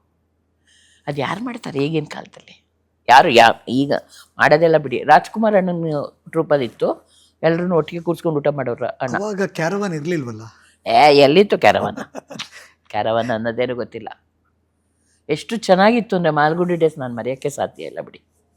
ಅದು ಒಂಥರ ನನಗೆ ಹೆಂಗೆ ಇರಬೇಕು, ಪ್ರೊಡಕ್ಷನ್ ಹೇಗೆ ನೋಡ್ಕೋಬೇಕು ಅನ್ನೋದನ್ನು ನನಗೆ ಅದು ಹೇಳ್ಕೊಡ್ತು. ನನಗೆ ಜಗದೀಶ್ ಮಲ್ನಾಡಿಂದ ಕಲ್ತಿದ್ದೀನಿ ನಾನು. ಅವನು ವೆರಿ ಗುಡ್ ಪ್ರೊಡಕ್ಷನ್ ಮ್ಯಾನೇಜರ್. ಹೌದೌದು. ಅವನು ಹೆಂಗೆ ಅಂತಂದರೆ ಹರೀಶ್, ಸಾಧ್ಯವಾಗದೇ ಇರೋದನ್ನು ಅಸಾಧ್ಯವಾದನ್ನು ಸಾಧ್ಯ ಮಾಡ್ತಿದ್ದ ಅವನು. ಒಂಥರ ನಂದಿ ಹಿಲ್ಸಲ್ಲಿ ಶೂಟಿಂಗು ನಮ್ಮದು. ಅಲ್ಲೊಂದು ದೊಡ್ಡ ಹೋರ್ಡಿಂಗ್ ಇತ್ತು. ಇದು 1935 ಕಾಲದಲ್ವಾ, ಯಾವುದದು ಅದು, ಒಂದು 2 ಹಾಡಿನ ಕತೆ ಇದೆ ಅದರಲ್ಲಿ, ಹೆಸರು ಮರ್ತ್ಬಿಟ್ಟಿದ್ದೀನಿ ನಾನು. ಅದರಲ್ಲಿ ನಮ್ಗೆ ಆ ಹೋರ್ಡಿಂಗ್ ತೋರಿಸ್ಬಾರ್ದು. ಇಂಗ್ಲೀಷ್ ಅವನು ಬಂದು ಆ ಹಾಡುಗಳನ್ನ ಕೊಂಡ್ಕೊಂಡು ಹೋಗ್ತಾನೆ, ಕೊಂಡ್ಕೊಂಡು ಹೋಗಲ್ಲ, ಅದೇನೋ ಅದು ಕತೆ ಚೆನ್ನಾಗಿದೆ ಅದು. ಜಗ್ಗಂಗೆ ಸುಮ್ಮನೆ ಜಗ್ಗ ಇದು ಅಡ್ಡ ಬರ್ತಿದೆ ಅಂದರು ಅಷ್ಟೇ. ನಾವು ಬೇರೆ ಕಡೆ ಎಲ್ಲ ಶೂಟಿಂಗ್ ಮುಗಿಸ್ಕೊಂಡು ಬರೋಷ್ಟು ಹೋರ್ಡಿಂಗ್ ಇಲ್ಲ. ತಿರ್ಗಿ ವಾಪಸ್ ಅದು ಯಾರ್ದು ಆ್ಯಕ್ಚುಲಿ ಅದು ಹೋರ್ಡಿಂಗ್ ತೆಗ್ಸೋಕ್ಕೆ ಪರ್ಮಿಷನ್ ತೊಗೋಬೇಕು, ಅದೆಲ್ಲೋ ಹೋಗಬೇಕು, ಅಲ್ಲಿಂದ ಪರ್ಮಿಷನ್ ತೊಗೊಂಬರ್ಬೇಕು, ಅಲ್ಲೇ ಆಮೇಲೆ ತೆಗಿಸ್ಬೇಕು. ನೋವೇ ತೆಗೆಸ್ತಾ ಶೂಟಿಂಗ್ ಮುಗಿದ ತಕ್ಷಣ ಕಟ್ ಹಾಕ್ಸ್ತಾ. ಕೆಪಾಸಿಟಿ ಜಗ್ಗಂಗೆ ಒಬ್ಬಗೆ ನಾನು ಬ್ಲೆಸ್ ಫೀಲ್ ಮಾಡ್ತೀನಿ. ಬಿಕಾಸ್ ಜಗದೀಶ್ ಮಲ್ನಾಡ್ ಸರ್ನ ತುಂಬ ಸರಿ ಭೇಟಿ ಮಾಡಿದ್ದೀನಿ, ಮಾತಾಡಿದ್ದೀನಿ. Gem of a person. Really ಹೇಳೋದಲ್ಲ, ಪ್ರೊಡಕ್ಷನ್ ಹೇಗೆ ಹ್ಯಾಂಡ್ಲ್ ಮಾಡೋದು ಅಂತ ನಾನು ಅವನಿಂದ ಕಲ್ತಿದ್ದು. ಆಮೇಲೆ ಅರ್ಸಾಳಲ್ಲಿ ಶೂಟಿಂಗು ಹರೀಶ್ ಹೆಂಗೆ ಅಂತಂದರೆ, ಅರ್ಸಾಳಲ್ಲಿ ನಮಗೆ ಟ್ರೈನ್ ಶೂಟ್ ಆಗಬೇಕಾಗಿತ್ತು. ಅದು 1 ಸೆಕೆಂಡ್ ನಿಲ್ತಾ ಇದ್ದಿದ್ದು ಅರ್ಸಾಳಲ್ಲಿ, ಆಯಿತಾ. ಇವರು ಜಗಂಗೆ ಹೇಳಿದ್ರು, ಜಗ ನನಗೆ ರೈಲ್ವೆ ಸ್ಟೇಷನ್ ಬೇಕು, ರೈಲ್ ಬೇಕು ಎಲ್ಲ. ಎಲ್ಲ ಹುಡ್ಕಾಡ್ದ, ಶಿವಮೊಗ್ಗದಲ್ಲಿ ಕೊಡಲ್ಲ ಅಂದರು. ಆವಾಗಲೂ ಅಷ್ಟೇ, ಆ ರೈಲ್ವೆ ಸ್ಟೇಷನ್ ಪರ್ಮಿಷನ್ಗೆ ನಾವು ಚೆನ್ನಾಗಿ ಹೋಗ್ಬೇಕಾಗ್ತಿತ್ತು, 2 ಲಕ್ಷ ಅಡ್ವಾನ್ಸ್ ಕಟ್ಟಬೇಕಾಗಿತ್ತು. ಬಟ್ ಇವನು ಬಂದ, ಅರ್ಸಾಳಿಗೆ ಬಂದ, ಯಾಕೆ ನಮಗೆ ತಕ್ಕಂತೆ ಮಾಲ್ಗುಡಿಗೆ ಹೆಂಗೆ ಬೇಕೋ ಹಂಗಿತ್ತು.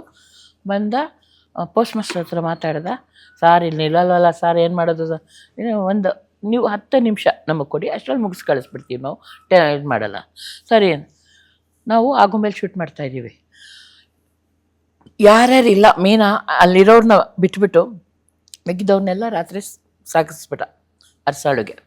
ಅಲ್ಲಿ ಎಲ್ಲರೂ ಜೂನಿಯರ್ ಆರ್ಟಿಸ್ಟ್ ಆಗಲಿ ಎಲ್ಲರೂ ಕರೆಸ್ಬಿಟ್ಟ. 2-3 ಜನ ಲೈಟ್ ಹುಡುಗರು ಅವ್ರನ್ನೆಲ್ಲ, ರಾಮು ಸರ್ ಎಲ್ಲ ಇದ್ದರು, ಕ್ಯಾಮ್ರಾಮನ್ ರಾಮು ಸರ್. ಮಿಕ್ಕಿದವ್ರನ್ನೆಲ್ಲ ಹೊರಟೋದ್ವಿ ನಾವು. ನಾನು ಕಾಸ್ಟ್ಯೂಮ್ ಎಲ್ಲ ಹತ್ಕೊಂಡು ಹೊಟ್ಬಿಟ್ಟೆ. ಅವರೆಲ್ಲ ಬೆಳಗಿನ ಜಾವ 3:30 ಬಂದರು. 3:30 ಬಂದು ಎಲ್ಲ ರೆಡಿ ಆದ್ವಿ. 6 ಗಂಟೆಗೆ ಗಾಡಿ ಬರುತ್ತೆ. ಎಲ್ಲರ ಮಾಸ್ಟ್ರು ಮಂಜುನಾಥ್ ಮತ್ತು ಅನಂತನಾಗ್ದು ಸೀನಲ್ಲಿ ಎಲ್ಲ ರೆಡಿಯಾಗಿದ್ದೀವಿ. ಒಂದು ಕಡೆ ರಾಮು ಸರ್ ಕ್ಯಾಮ್ರಾ ಇಟ್ಕೊಂಡಿದ್ದಾರೆ, ಇನ್ನೊಂದು ಕಡೆ ಮಲ್ಲಿಕಾರ್ಜುನ್ ಕ್ಯಾಮ್ರಾ ಇಟ್ಕೊಂಡಿದ್ದಾರೆ. ಅದು ಎಕ್ಸಿಟ್ ಆಗೋ ಕಡೆ ಮಲ್ಲಿಕಾರ್ಜುನು, ಎಂಟ್ರಿ ಆಗೋ ಕಡೆ ರಾಮು ಸರು. ಮತ್ತು ಎಲ್ಲ ಜೂನಿಯರ್ಸ್ಗೂ ಒಂಥರ ಪ್ರಾಕ್ಟೀಸ್ ಮಾಡೋರು. ರಮೇಶ್ ಭಟ್ ಎಲ್ಲ ಪ್ರಾಕ್ಟೀಸ್ ಮಾಡಿಸಿದ್ರು. ಇದೇನು ಪ್ರಾಕ್ಟೀಸ್ ಏನು, ಅದು ಇಟ್ಕೊಂಡು ಹೋಗೋದು. ಟ್ರೈನ್ ಬಂತು ನಿಲ್ತು. ಒಂದು 10 ನಿಮಿಷ ಕೇಳ್ಕೊಂಡಿದ್ದಕ್ಕೆ 10 ನಿಮಿಷ ಹೇಳ್ತು, ಹೊರಟೇ ಬಿಡ್ತು. ಅಷ್ಟರಲ್ಲಿ ಮುಗಿಸಿದ್ರಿ? ಎಸ್, ಮುಗಿಸಿದ್ವಿ. ಆಮೇಲೆ ನಾವು ಆ ಸ್ಟೇಷನಲ್ಲಿ ಇದು ಮಾಡ್ಕೊಂಡು ಬಂದ್ವಿ, ಅದು ಬೇರೆ ವಿಚಾರ. ಟ್ರೈನ್ ಬರೋ ಸೀನ್ 10 ನಿಮಿಷದಲ್ಲಿ ಮುಗೀತು. ನೈಸ್. ಅದೇ ನಾನು ಹೇಳೋದು, ಆ ಟೀಮ್, ನಾನು ಹೇಳೋದು team work. Yes, team work. ಯಾವ ಸ್ಪೇಸಲ್ಲಿ ಕಾಡ್ತಾರೆ ಶಂಕರ್ನಾಗ ಈಗಲೂ? ಅದೇ ಹೇಳಿದ್ನಲ್ಲ, ಅವ್ರು ಇರಬೇಕಾಗಿತ್ತು ಎಲ್ಲದಕ್ಕೂ. ಈ ಇಂಡಸ್ಟ್ರಿನೇ ಚೇಂಜ್ ಆಗಿಬಿಟ್ಟಿರೋದು. ಅವ್ರಿಗೆ ಫಸ್ಟು ಅವ್ರು ಹೆಂಗೆ ಅಂತಂದರೆ, ಏನೇ ಆದರೂ ನಮ್ಗೆ ಫಸ್ಟು ಕರ್ನಾಟಕದಲ್ಲೇ ಆಗಬೇಕು. ಅದಕ್ಕೆ ತಾನೇ ಅವ್ರು ಸಂಕೇತ ರೆಕಾರ್ಡಿಂಗ್ ಸ್ಟುಡಿಯೋ ಮಾಡಿದ್ದು, ಮದ್ರಾಸಿಂದ ಇಲ್ಲಿಗೆ ಮಾಡಿಸಿದ್ರಲ್ಲ. ಆಮೇಲೆ ಮೆಟ್ರೋ ಅವರೇ ಮಾಡಬೇಕು ಅಂತಿದ್ದಿತ್ತು. ಹೆಗ್ಡೆ ಅವ್ರ ಜೊತೆ ಜರ್ಮನಿಗೂ ಹೋಗಿದ್ರು, ಅಂಡರ್ಗ್ರೌಂಡ್ ಮೆಟ್ರೋಗೆ ಅಪ್ರೂವ್ ಆಗಿತ್ತು. ಆಮೇಲೆ ನಂದಿ ಹಿಲ್ಸ್ಗೆ ರೋಪ್ವೇ, ಇದು ಅವ್ರ ಕನಸು. ಮಾತಾಡಿದ್ರ ಅದನ್ನು? ಜೊತೆಗೆ ಇರ್ತಿದ್ವಲ್ಲ, ಅದ ನಾವೆಲ್ಲ ಒಟ್ಟಿಗೆ ಡಿಸ್ಕಷನ್ ಮಾಡ್ತಿದ್ವಿ. ಅಂದರೆ ಶಂಕರ್ ಯಾವುದನ್ನು ಮುಚ್ಚುಮರೆ ಮಾಡ್ತಿರ್ಲಿಲ್ಲ. ಅವ್ರ ಜೊತೆಗೆ ಇರೋರಿಗೆ ಜೊತೆಗೆ ಕರ್ಕೊಂಡು ಹೋಗ್ತಾ ಇದ್ರು ಅವರು. ಒಂದು ಸೀನು ಆಯ್ತಾ, ಹೆಂಗಿತ್ತು ಅಂತ ನಮ್ಮೆಲ್ಲರಿಗೂ ಹೇಳಬೇಕು, ಬಿಕಾಸ್ ಯಾರಿಗೂ ಗೊತ್ತಿಲ್ಲ. ಆ ಸೀನು ಮಧ್ಯರಾತ್ರಿ, ಲೀಲಾ ಆಂಟಿ ಮನೆ, ನೀವಿದ್ದೀರಾ, ಶಂಕರ್ನಾಗ್ ಬರ್ತಾರೆ, ಖಾಲಿ ದೋಸೆ. ಹೇಳಿ ಈಗ. ನಮ್ಮನೇಲಿ ಅವ್ರು ಯಾವಾಗಲೂ ನಮ್ಮನೇಲೇ ಸೇರೋರಲ್ಲ, ಎಲ್ಲರೂ ನಮ್ಮನೇಲೇ ಸೇರೋರು. ಎಲ್ಲರೂ ಒಂಥರ ನಮ್ಮನೆ ಅಡ್ಡ ಆಗೋಗ್ಬಿಟ್ಟಿತ್ತು. ಏನೇ ಆದರೂ ನಮ್ಮ ಮನೆಗೆ, ಯಾಕೆಂದರೆ ನಾನು ಹೇಳಿದ್ನಲ್ಲ ನಾನು ಚೆನ್ನಾಗಿ ಅಡುಗೆ ಮಾಡ್ತಿದ್ದೆ ಅಂತ, ಎಷ್ಟೇ ಇದಾದರೂ ನಾನು ಮಾಡಿ ಹಾಕ್ತಿದ್ದೆ ನಾನು. ಅವ್ರಿಗೆ ಸುಂದ್ರಿ ಹೊಟ್ಟೆ ಹಸಿದಿದೆ ಕೊಡೆ ಅನ್ನೋರು, ಮಾಡಾಕ್ತಿದ್ದೆ ನಾನು. ತುಂಬ ಒಂಥರ ನಮ್ಗವರು ಹೀರೋ ಅಂತ ಅನ್ಸಿಲ್ಲ, ಯಾವತ್ತೂ ಅನ್ಸಿಲ್ಲ. ಮಧ್ಯರಾತ್ರಿ ಎಷ್ಟೊತ್ತು ಎಲ್ಲೇ ಇದ್ರು ಸುಂದರಿ ಮನೆಗೆ ಬಂದ್ರೆ ಖಂಡಿತ ಊಟ ಮಾಡ್ಬೋದು. ಖಂಡಿತ ಯಾರು ಬೇಕಾದ್ರು ಅದು ಈಗ ಅಂತಲ್ಲ, ಮೊದ್ಲಿಂದನೂ ಅದು ನಮ್ಮ ಮನೇಲಿ ಇದೆ. ಅದು ಏನಂತ ಕರಿತಿದ್ರು ಶಂಕರ್ನಾಗ್ ಅವ್ರು ನಿಮ್ಮನ್ನ? ಸುಂದ್ರಿ. ಎಲ್ಲರೂ ಇಡೀ ಟೀಮೇ ನನ್ನ ಸುಂದ್ರಿ ಅಂತ ಕರೆಯೋರು. ಆಮೇಲೆ ಅರುಶ್ರೀ ಅಂತ ಕರೆಯೋರು, ಪಿಂಟಿ ಶ್ರೀ ಅಂತ ಕರೆಯೋರು, ರಮೇಶ್ ಭಟ್ ಎಲ್ಲ ಶ್ರೀ ಅಂತ ಕರೆಯೋರು, ಬಟ್ ಶಂಕರ್ ಮಾತ್ರ ಸುಂದರಿ ಅಂತ ಕರೆಯೋರು. ಒಬ್ಬ ನಟ ಅಥವಾ ಒಬ್ಬ ಟೆಕ್ನಿಷಿಯನ್ ಇವತ್ತಿನ ಕಾಲಘಟ್ಟಕ್ಕೆ ಶಂಕರ್ನಾಗ್ ಅವರಿಂದ ಯಾವ್ದಾದ್ರು ತಗೊಂಡು ಅದನ್ನು ಅಳವಡಿಸ್ಕೋಬೇಕು ಅಂದ್ರೆ ಏನು ಮಾಡಬೇಕು? ಯಾವತ್ತು ಸುಮ್ಮನೆ ಸೋಂಬೇರಿ ಥರ ಕೂತ್ಕೋಬಾರ್ದು. ಸೋಂಬೇರಿ ಥರ ಕೂತ್ಕೋಬಾರ್ದು. ಈಗೆಲ್ಲ ಬರೀ ಸೋಂಬೇರಿಗಳೇ ಆಗೋಗ್ಬಿಟ್ಟಿದ್ದಾರೆ ಎಲ್ಲ. ನಿಜವಾಗ್ಲೂ ಹೇಳ್ತೀನಿ ಹರೀಶ್, ಬೇಜಾರಾಗತ್ತೆ ನೋಡಿದ್ರೆ. ಅಯ್ಯೋ ಹೌದಾ? ಖಂಡಿತ ಬೇಜಾರಾಗತ್ತೆ. ಒಬ್ಬ ಸೆಟ್ ಹುಡುಗನ ಕರೆಯೋದಕ್ಕೆ ಡೈರೆಕ್ಟ್ರು 1000 ಸತ ಹುಡ್ಕೊಡ್ತಿರ್ತಾನೆ. ಸೆಟ್ ಬಾಯ್ ಬಂದ್ರು ಅವನ್ನೆಲ್ಲೋ ಕೂತ್ಕೊಂಡ ಅದೊಂದು ಬಂದ್ಬಿಟ್ಟಿದೆಯಲ್ಲ ಮರ ದರಿದ್ರ ಮೊಬೈಲು ಕೂತ್ಕೊಂಡಿರ್ತಾರೆ, ಅದನ್ನ ನೋಡ್ತಾ ಇರ್ತಾರೆ. ಹೆಂಗೆ ಎಷ್ಟು ಮಟ್ಟಿಗೆ ಬೇಜಾರಾಗುತ್ತೆ ಅಂದರೆ, ಕ್ಯಾಮ್ರಾ ಇಟ್ಕೊಂಡು ಕ್ಯಾಮ್ರಾ ಫೋಕಸ್ ಪುಲ್ಲರ್ ಇರ್ತಾನಲ್ಲ ಅವನು ಹಿಂಗೆ ಏನು ಫೋಕಸ್ ಮಾಡ್ತಾನೆ ಬಡ್ಡಿ ಮಗ ಅವನು. ನಾನು ಬೈದಿದ್ದೀನಿ ಅವನಿಗೆ. ಯಾಕೆಂದರೆ ಅವನಿಂದಾಗಿ ಔಟ್ ಆಫ್ ಫೋಕಸ್ ಆಗುತ್ತೆ, ರೀಟೇಕ್ ಆಗುತ್ತೆ. ಹಾಗೆ ಒಂದ್ಸತಿ 10 ಟೇಕ್ ಆಯಿತು ನನಗೆ. ಹೇಳಿದೆ, ನೀನು ಫೋಕಸ್ ಮಾಡ್ತೀಯ, ಮೊಬೈಲ್ ಇಟ್ಕೊಳ್ತೀಯ, ಮೊಬೈಲ್ ಆಯ್ತು ಬಿಸಾಕ್ತೀನಿ ನಾನು. ನೀನು ಫೋಕಸ್ ಮಾಡೋಂಗಿದ್ರೆ ಮಾಡಿಲ್ಲ, ಎದ್ದೋಗ್ತಾಯಿರು ನೀನು ಅಂದೆ. ನಾನು ಆರ್ಟಿಸ್ಟು, ಎಷ್ಟು ಅಂತ ನಿಂತ್ಕೊಳ್ಳಿ ನಾನಲ್ಲಿ, ಎದ್ದೋಗ್ತಾ ಇರ್ತೀನಿ. ನನ್ನೇ ಓಪನಾಗಿ ಹೇಳಿದೆ, ಅವನಿದ್ರೆ ನಾನು ಆ್ಯಕ್ಟ್ ಮಾಡಲ್ಲ ಅಂದೆ ನಾನು. ಕಡೆಗೆ ಅವನು ಎತ್ತಿಟ್ಕೊಂಡ ಒಳಗಡೆ. ಈಗ ಎಲ್ರಿಗೂ ಅದೊಂದು ರೋಗ ಆಗೋಗ್ಬಿಟ್ಟಿದೆ. ನಾನು ಹಿಡಿತೀನಿ ಹರೀಶ್, ಇಲ್ಲ ಅಂತಲ್ಲ, ಯಾಕೆ ನಾನು ಮೊಬೈಲ್ ರಾಣಿನೇ. ನಾನು ಬೆಳಗಿನ ಜಾವ 3 ಗಂಟೆವರೆಗೂ ಆಟ ಆಡ್ತಿರ್ತೀನಿ, ಕ್ಯಾಂಡಿ ಕ್ರಶ್ ಆಟ ಆಡ್ತಿರ್ತೀನಿ ನಾನು, ಇಲ್ಲ ಅಂತ ಹೇಳಲ್ಲ. ಬಟ್ ಕೆಲಸದ ಟೈಮಲ್ಲಿ ಕೆಲಸ ಮಾಡಬೇಕು. ಕರೆಕ್ಟ್. ಈಗ ಅದು ಯಾರಲ್ಲೂ ಇಲ್ಲ. ನನಗಂತೂ ಅವ್ರು ನೋಡ್ತಾ ಇದ್ರೆ ಹಿಂಗೆ ಉರಿತಾ ಇರತ್ತೆ ನನಗೆ. ಏನು ಮಾತಾಡೋಂಗಿಲ್ಲ, ನಾನು ಸುಮ್ಮನೆ ಇದ್ದೀನಿ ಅಷ್ಟೇ. ನಾನು ನಿಜವಾಗ್ಲೂ ಹೇಳ್ತಾ ಇದ್ದೀನಿ. ಈಗಿನ ಯಾರಿಗೂ ಕೆಲಸ ಬೇಕಾಗಿಲ್ಲ ಹರೀಶ್, ದುಡ್ಡು ಬೇಕು. ನೀನು ಕೆಲಸ ಮಾಡಿದಲ್ಲ, ಯಾವ ನನ್ನ ಮಗ ಕೊಡ್ತಾನೆ ನಿಮಗೆ ದುಡ್ಡು ಹೇಳಿ? ಅವನ ಐರನ್ ಕಾಸ್ಟ್ಯೂಮರ್ ಅಂತೂ ಹೆಸರು ಕಾಸ್ಟ್ಯೂಮರ್ ಬಡಿ ಮಗ. ಅವನಿಗೆ ಕಾಸ್ಟ್ಯೂಮ್ ಡಿಸೈನ್ ಮಾಡೋಕೆ ಗೊತ್ತಿರಲ್ಲ, ಇನ್ನೊಂದಿಲ್ಲ, ಮತ್ತೆ ಬರೀ ಐರನ್ ಮಾಡ್ತಾನೆ ಅಷ್ಟೇ. ಐರನ್ಗೆ 900 ರೂಪಾಯಿ ಕೊಡ್ತಾರೆ ಅವನಿಗೆ ದಿವಸಕ್ಕೆ. ಐರನ್ ಮಾಡಿ ಇಟ್ಟ ಅಂದರೆ ಹೋಗಿ ಎಲ್ಲೋ ಮೂಲೆ ನೋಡ್ಕೊಂಡು ಮಲ್ಕೊಂಡ್ಬಿಡ್ತಾನೆ. ಸೊ ಕಾಸ್ಟ್ಯೂಮ್ ನೀವೇ ಮಾಡ್ಕೋಬೇಕು. ಡಿಸೈನ್ ನೀವು ಒಂದು. ಸೊ ಇನ್ಮೇಲಿಂದ ವಸ್ತ್ರಾಲಂಕಾರ ಸುಂದರಶ್ರೀ ಅಂದ್ರೆ ಸುಂದರಶ್ರೀ ಅವರೇ ವಸ್ತ್ರಾಲಂಕಾರ. ಖಂಡಿತ. ಯಾಕೆಂದ್ರೆ ಎಲ್ಲರಿಗೂ ಹೇಳಿದ್ನಲ್ಲ, ಕೆಲಸ ಬೇಕಾಗಿಲ್ಲ, ಯಾರಿಗೂ ಕೆಲಸ ಬೇಕಾಗಿಲ್ಲ. ಆ ಸೆಟ್ ಹುಡುಗನಿಗೆ ಡೈರೆಕ್ಟ್ರ್ ಅಂತೂ ನನಗೆ ಕೋಪ ಬರ್ತಿರುತ್ತೆ. ಸೆಟ್ ಬಂದ್ರು ಅಂತ ಹೊಡ್ಕೋತಾ ಇರ್ತಾರೆ ಡೈರೆಕ್ಟ್ರು. ಅವರೆಲ್ಲ ಹೋಗಿ ಮೂಲೆಯಲ್ಲಿ ಕ್ಯಾಂಡಿ ಕ್ರಶು ಅದೇ ಏನೋ ಒಂದು ಮೊಬೈಲ್ ಫಿಲಮ್ ನೋಡ್ತಾನೋ ಕೂತಿರ್ತಾರೆ. ಹೆಂಗಿದೆ ಈಗ ಕಿರುತೆರೆಯ ಲೋಕ? ಚೆನ್ನಾಗಿದೆ. 4 ದಶಕ ಆಯ್ತು ನೀವು ಕಿರುತೆರೆಯ ಲೋಕದ. ಖಂಡಿತ. ಫ್ರಮ್ ದ ಬಿಗಿನಿಂಗ್ ದೂರದರ್ಶನದ ವೈದ್ಯೋ ನಾರಾಯಣೋ ಹರಿ ಫಸ್ಟ್ ಸೀರಿಯಲ್ಲು, ಅದರಿಂದ ನಾನು ಮಾಡ್ಕೊಂಡ್ಬಂದಿದ್ದೀನಿ. ಅದರಲ್ಲೂ ಮಾಡಿದ್ದೀನಿ ನಾನು. ಮಧ್ಯದಲ್ಲಿ ಒಂದು ಸ್ವಲ್ಪ 4 ವರ್ಷ ಬಿಟ್ಟಿದೆ ನನ್ನ ಮಗಳಿಗೆ ಎಜುಕೇಷನ್ಗೋಸ್ಕರ, SSLC ಇದ್ಲು. ಆಮೇಲೆ ತಿರ್ಗಾ ರೀಎಂಟ್ರಿ ಆದೆ. ಅದು ಬಿಡಲ್ಲ ಬಿಡಿ, ಆ್ಯಕ್ಟಿಂಗ್ ಅನ್ನೋದು ಹೇಳ್ಕೊಳ್ತಾ ಇರುತ್ತೆ. ಅದಕ್ಕೆ ಈಗಲೂ ಯಾಕೆ ಬಿಸಿ? ಬಿಕಾಸ್ ಎಸ್, ಖಂಡಿತ. ಮತ್ತು ನನಗೆ ಇಂಥದ್ದೇ ರೋಲ್ ಬರಲಿ ಅಂಥದ್ದೇ ರೋಲ್ ಬರಲಿ ಅಂತ ಯಾವತ್ತು ಹೇಳಿದ್ನಲ್ಲ. ನನಗೆ ಆ ರೋಲ್ಗೆ ಹಿಂಗೇ ಬರಬೇಕು, ನಾನು ಹಿಂಗೇ ಇರಬೇಕು. ಕಥೆ ಏನು, ಸ್ಕ್ರಿಪ್ಟ್ ಏನು, ನಾನು ಎಂಥ ಪಾತ್ರ, ಇದೆಲ್ಲ ಏನು ಕೇಳ್ತೀನಿ? ಇಲ್ಲ, ಕೇಳಲ್ಲ. ಕೇಳಲ್ಲ. ಅವರೇ ಹೇಳಿರ್ತಾರಲ್ಲ ನನಗೆ, ಸಾಕೋದು. ಬರೀ ಒಂದು ಮಾತ್ರ ಕೇಳ್ತೀನಿ ನಾನು. ಯಾಕೋಸ್ಕರ? ಕಾಸ್ಟ್ಯೂಮ್ಗೋಸ್ಕರ ನನ್ನ ಒಂದು ಬಿಹೇವಿಯರ್ ಚೇಂಜ್ ಮಾಡ್ಕೊಳ್ಳೋಕ್ಕೆ.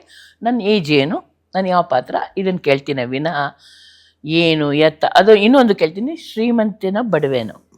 ಯಾಕೆಂದರೆ ಕಾಸ್ಟ್ಯೂಮ್ ತೊಗೋಬೇಕಲ್ಲಪ್ಪ. ಶ್ರೀಮಂತರಿಗೆ ಕಾಸ್ಟ್ಯೂಮ್ಸ್ ಬೇರೆ ಇರುತ್ತೆ, ಬಡವರಿಗೆ ಆ ಬಡವರಲ್ಲೂ 2-3 ಥರ ಇರುತ್ತೆ, ಶ್ರೀಮಂತರಲ್ಲಿ ಮಿಡಲ್ ಕ್ಲಾಸ್ ಇರುತ್ತೆ. ಸೊ ಇದರಿಂದಾಗಿ, ಯಾಕೆಂದ್ರೆ ನಾನು ಕಾಸ್ಟ್ಯೂಮ್ ಡಿಸೈನರ್ ಆಗಿರೋದ್ರಿಂದ ಹ್ಯಾವ್ ಟು ಆಸ್ಕ್. ಯಾರು ಹೇಳಿದ್ನಲ್ಲ, ಯಾರು ತಲೆ ಕೆಡಿಸ್ಕೊಳ್ಳಲ್ಲ ಅಲ್ಲಿ. ನಾನು ಆಗಲೇ ಮಾತಾಡ್ತಿದ್ದೆ, ಬದಲಾವಣೆ ಬಗ್ಗೆ ಮಾತಾಡ್ತಿದ್ದೆ. ಈ ಜೆನ್ಝಿ ಜೆನ್ ಆಲ್ಫಾ ಈ ಜನ್ರೇಷನ್ ಬಂದ್ಬಿಟ್ಟಿದೀವಿ ನಾವು. ಹಳೆದೆಲ್ಲ ಮಾಸ್ ಹೋಗ್ತಾ ಇದೆ. ಥಿಯೇಟರ್, ಖಂಡಿತ. ಸಿಂಗಲ್ ಸ್ಕ್ರೀನ್ ಸಿನಿಮಾ ಮಂದಿರಗಳು, ಹೌದು ಅದೆಲ್ಲ ಹೋಯ್ತು. ಈಗ ಅಲ್ಟಿಮೇಟ್ಲಿ ಮನೇಲಿ ಕೂತ್ಕೊಂಡು ಆ್ಯಪ್ ಹಾಕೊಂಡು ಒಂದು ಸಿನಿಮಾ ನೋಡೋದು. ಹೌದು, ಖಂಡಿತ. ಇದನ್ನ ಹೇಗೆ ನೋಡ್ತೀರಾ ಅಮ್ಮ? ಕಾಲ ಆಯ್ತಸ್ಮೇನಮ್ಮ, ಕಾಲ ಬದಲಾದಂಗೆ ಎಲ್ಲರೂ ಬದಲಾಗ್ತಾ ಇದ್ದಾರೆ. ಇವಾಗ ಒಂದು ಪಿಕ್ಚರಲ್ಲಿ ಸಿನಿಮಾ ಮೊದಲು ನಾವು 100 ದಿವಸ ಓಡ್ತು ಅಂತಂದರೆ ಖುಷಿ ಪಡ್ತಿದ್ವಿ, 100 ದಿವಸ ಓಡ್ತಂತೆ ಅಂತ. ಈಗ 1 ವಾರ ಓಡ್ತಂತೆ ಅಂತ 3 ದಿವಸಕ್ಕೆಲ್ಲ ತೆಗಿತಾ ಇದ್ದಾರಲ್ಲ. ಹೌದು, ಆ ಥರ ಬಂದ್ಬಿಟ್ಟಿದೆ ಪರಿಸ್ಥಿತಿ. ಯಾರು ಹೋಗೋದೇ ಇಲ್ಲ ಥಿಯೇಟ್ರಿಗೆ. ಸಿನಿಮಾ ರಿಲೀಸ್ ಆದರೆ ಸೋಮವಾರ ತನಕಿದ್ರೆ ಗ್ರೇಟ್, ನಿಜವಾಗ್ಲೂ ಗ್ರೇಟ್. ಅದೇ ಹೇಳ್ತಿದ್ದಲ್ಲ, 3 ದಿನ ಓಡ್ತು ಪಿಕ್ಚರ್ ಅಂತ. ಅಷ್ಟು ಓಡಿದ್ರೆ ಖುಷಿ. ಸಿನಿಮಾ ಪ್ರೊಡ್ಯೂಸರ್ ಸತ್ತೋಗ್ತಾನೆ. ಯಾಕಂದರೆ ಇದೆಲ್ಲ ಟಿ ವಿದಿದು, ಏನು ಮಾಡೋಕ್ಕಾಗಲ್ಲ. ಕಾಲ ಆಯ್ತು ಅಸ್ಮೇ. ನಮ್ಮ ಗಾಂಧಿನಗರ ಹೇಗಿದೆ ಸಿನಿಮಾ ಅಂದರೆ ಗಾಂಧಿನಗರ ಅಲ್ಲ? ಹೌದು, ಈಗ ಅದೇ ಆಗೋಗ್ಬಿಟ್ಟಿದೆ ಹರೀಶ್. ಮೊದಲಾಗಿದ್ದರೆ ರೆಸಿಡೆನ್ಷಿಯಲ್ ಏರಿಯಾ ಇತ್ತು. ನಾನು ಅದೇ ಹೇಳಿದ್ನಲ್ಲ, ನಾನು ಓದಿದ ಸ್ಕೂಲ್ ಅಲ್ಲೇ ಇತ್ತು, Balamandira, corporation girls high school, Maharani's college. ಎಷ್ಟು ಥಿಯೇಟ್ರ್ಗಳು ಇಲ್ವೇ ಇಲ್ಲ ಗಾಂಧಿನಗರದಲ್ಲಿ? 21 ಥಿಯೇಟ್ರು ಹರೀಶ್. ನಾನು ಹೇಳ್ತೀನಿ ಕೇಳಿ. ಪ್ರಭಾತ್ ಟಾಕೀಸಿಂದ ಹಿಡಿದು ಮೂವಿಲ್ಯಾಂಡ್ವರೆಗೂ 21 ಥಿಯೇಟ್ರು. ಸಂಗಮ ಇರುತ್ತೆ, ಎಲ್ಲ ಹೋಗಿದೆ, ಇವಾಗ ಎಲ್ಲ ಹೊಟ್ಟೋಗಿದೆ. ಸಾಗರ್ ಇರುತ್ತೆ, ಎಲ್ಲ ಹೇಳ್ತೀನಿ. ಎಲ್ಲ ಹೋಯ್ತು. ಪ್ರಭಾತ್ ಆಪೋಸಿಟ್ ಮೆಜೆಸ್ಟಿಕ್, ಪ್ರಭಾತ್ ಹಿಂದಗಡೆ ಮೇನಕ, ಅದು ಸ್ವಲ್ಪ ಮುಂದೆ ಬಂದರೆ ಸಾಗರ್ ಎದುರುಗಡೆ ಕೆಂಪೇಗೌಡ, ಅದು ಸ್ವಲ್ಪ ಮುಂದೆ ಹೋದ್ರೆ ಅಭಿನಯ್ ಇದೆ. ಆಮೇಲೆ ಅದ್ರ ಮುಂದೆ ಹೋದ್ರೆ ಕಲ್ಪನಾ, ಅದಕ್ಕೆ ಮುಂದೆ ಹೋದ್ರೆ ಅದಕ್ಕೆ ಮುಂದೆ ಹೋಗಿದ್ರೆ ಅಲಂಕಾರ, ಇವಾಗ ಅಲಂಕಾರ ಪ್ಲಾಜಾ ಆಗಿದೆ. ಆಮೇಲೆ ಅದ್ ಪಕ್ಕದಲ್ಲೇನೆ ಸಂತೋಷ್, ನರ್ತಕಿ, ಸ್ವಪ್ನ, ಅದ್ರ ಆಪೋಸಿಟ್ ಹಿಮಾಲಯ, ಅದ್ರ ಆಪೋಸಿಟ್ ಮೆಜೆಸ್ಟಿಕ್. ಆಮೇಲೆ ಅದ್ರ ಹಿಂದೆ ಪಕ್ಕದಲ್ಲಿ ಹಿಮಾಲಯ ಎದುರುಗಡೆ ಕಪಾಲಿ, ತ್ರಿವೇಣಿ, ಆಮೇಲೆ ಸ್ವಪ್ನ, ಮೂವಿಲ್ಯಾಂಡ್ ಹೋಯ್ತು, ಎಲ್ಲ ಹೋಯ್ತು. ಲೆಕ್ಕ ಹಾಕೊಳ್ಳಿ, 21 ಥಿಯೇಟ್ರ್ ಇತ್ತು. ಸಂಗಮು ಹಿಂದಗಡೆನೆ, ತ್ರಿವೇಣಿ, ಅಪರ್ಣ, ಹೌದು, ಅದರಿಂದ ಕೈಲಾಶ. ಇದೆಲ್ಲ ನನಗೆ ವಾಕಬಲ್ ಡಿಸ್ಟೆನ್ಸ್ ಅಲ್ವಾ. ನಾನು 21 ಸಿನಿಮಾ ನೋಡ್ತಿದ್ದೆ ವಾರಕ್ಕೆ. ಹೆಂಗೆ ಅದ್ರಲ್ಲಿ 21 ಸಿನಿಮಾ ನೋಡ್ತಿದ್ದೆ. Morning show, matinee, first show, ಮನೆಯವ್ರ ಜೊತೆ ನೈಟ್ ಶೋ, ಫ್ರೆಂಡ್ಸ್ ಜೊತೆ ಇವೆಲ್ಲ. ಹೆಂಗಿತ್ತು ಅಂದರೆ ನಾನು ಕಾರ್ಪೊರೇಷನ್ ಗರ್ಲ್ಸ್ ಹೈಸ್ಕೂಲ್ ಓದಿದಲ್ವಾ, Monday, Tuesday, Wednesday afternoon class. ಅವಾಗ 2:30 ಇಂದ 5:30 ಸಿನಿಮಾ. ಬಂಕ್ ಕೊಡ್ಬಿಟ್ಟು ಹೋಗಿರೋದ ಕತೆ. ಆಮೇಲೆ Thursday, Friday, Saturday morning school, 10:30 ಇಂದ 1:30 ಮಾರ್ನಿಂಗ್ ಸಿನಿಮಾ. ಆಯ್ತಾ. ನನಗೆ ಎವ್ರಿ ಟ್ಯೂಸ್ಡೇ ರಜೆ, ಏನು 2 ಗಂಟೆಗೆ ಬ್ರೇಕು, 2 ಗಂಟೆ ಮೇಲೆ ಗೇಮ್ಸು, ಈ ಥರನೇ ಕ್ಲಾಸಸ್ ಇರ್ತಾ ಇದ್ದಿದ್ದು. ನಾವು 8 ಜನ ಹುಡುಗಿರು, 8 ಜನ ಬಂಕ್ ಹೊಡೆದು ಹೋಗ್ತಿದ್ವಿ ಪಿಕ್ಚರ್ಗೆ. ಇದು ಫ್ರೆಂಡ್ಸ್ ಕೊಡೋರು ನನಗೆ. ಹಂಗೆ ಆಮೇಲೆ ಮನೆ ಬಂದ್ರೆ ಮನೆಯವ್ರ ಜೊತೆನೂ ಹೋಗ್ತಿದ್ದೆ ಪಿಕ್ಚರ್ಗೆ. ಈ ತರ ಒಂದು ಬಿಟ್ಟಿಲ್ಲ ಹಂಗಾರೆ ನೀವು. ಒಳ್ಳೆ film, first day first show ನಮ್ದು. ಅಲ್ಲ, ಒಳ್ಳೇದೋ ಕೆಟ್ಟದೋ ಫಿಲಮ್ ಅಂತೂ ನೋಡಿ ಹೋಗ್ತಿದ್ವಿ. ಹಿಂದಿ ಪಿಕ್ಚರ್ ನೋಡ್ತಿದ್ವಿ ತುಂಬಾ. ಆಮೇಲೆ ನನಗೆ ವಿಷ್ಣುವರ್ಧನ್ ಅವ್ರು ತುಂಬಾ ಇಷ್ಟ. ವಿಷ್ಣುವರ್ಧನ್ ಅವ್ರ ಪಿಕ್ಚರ್, ಅಣ್ಣವ್ರು ಇಷ್ಟ ನನಗೆ, ಬಟ್ ನಾನು ತುಂಬಾ ಅಂದ್ರೆ ಫ್ಯಾನ್ ಅಂತಾರಲ್ಲ ಆ ಥರ ವಿಷ್ಣುವರ್ಧನ್, ಅಮಿತಾಬ್ ಬಚ್ಚನ್.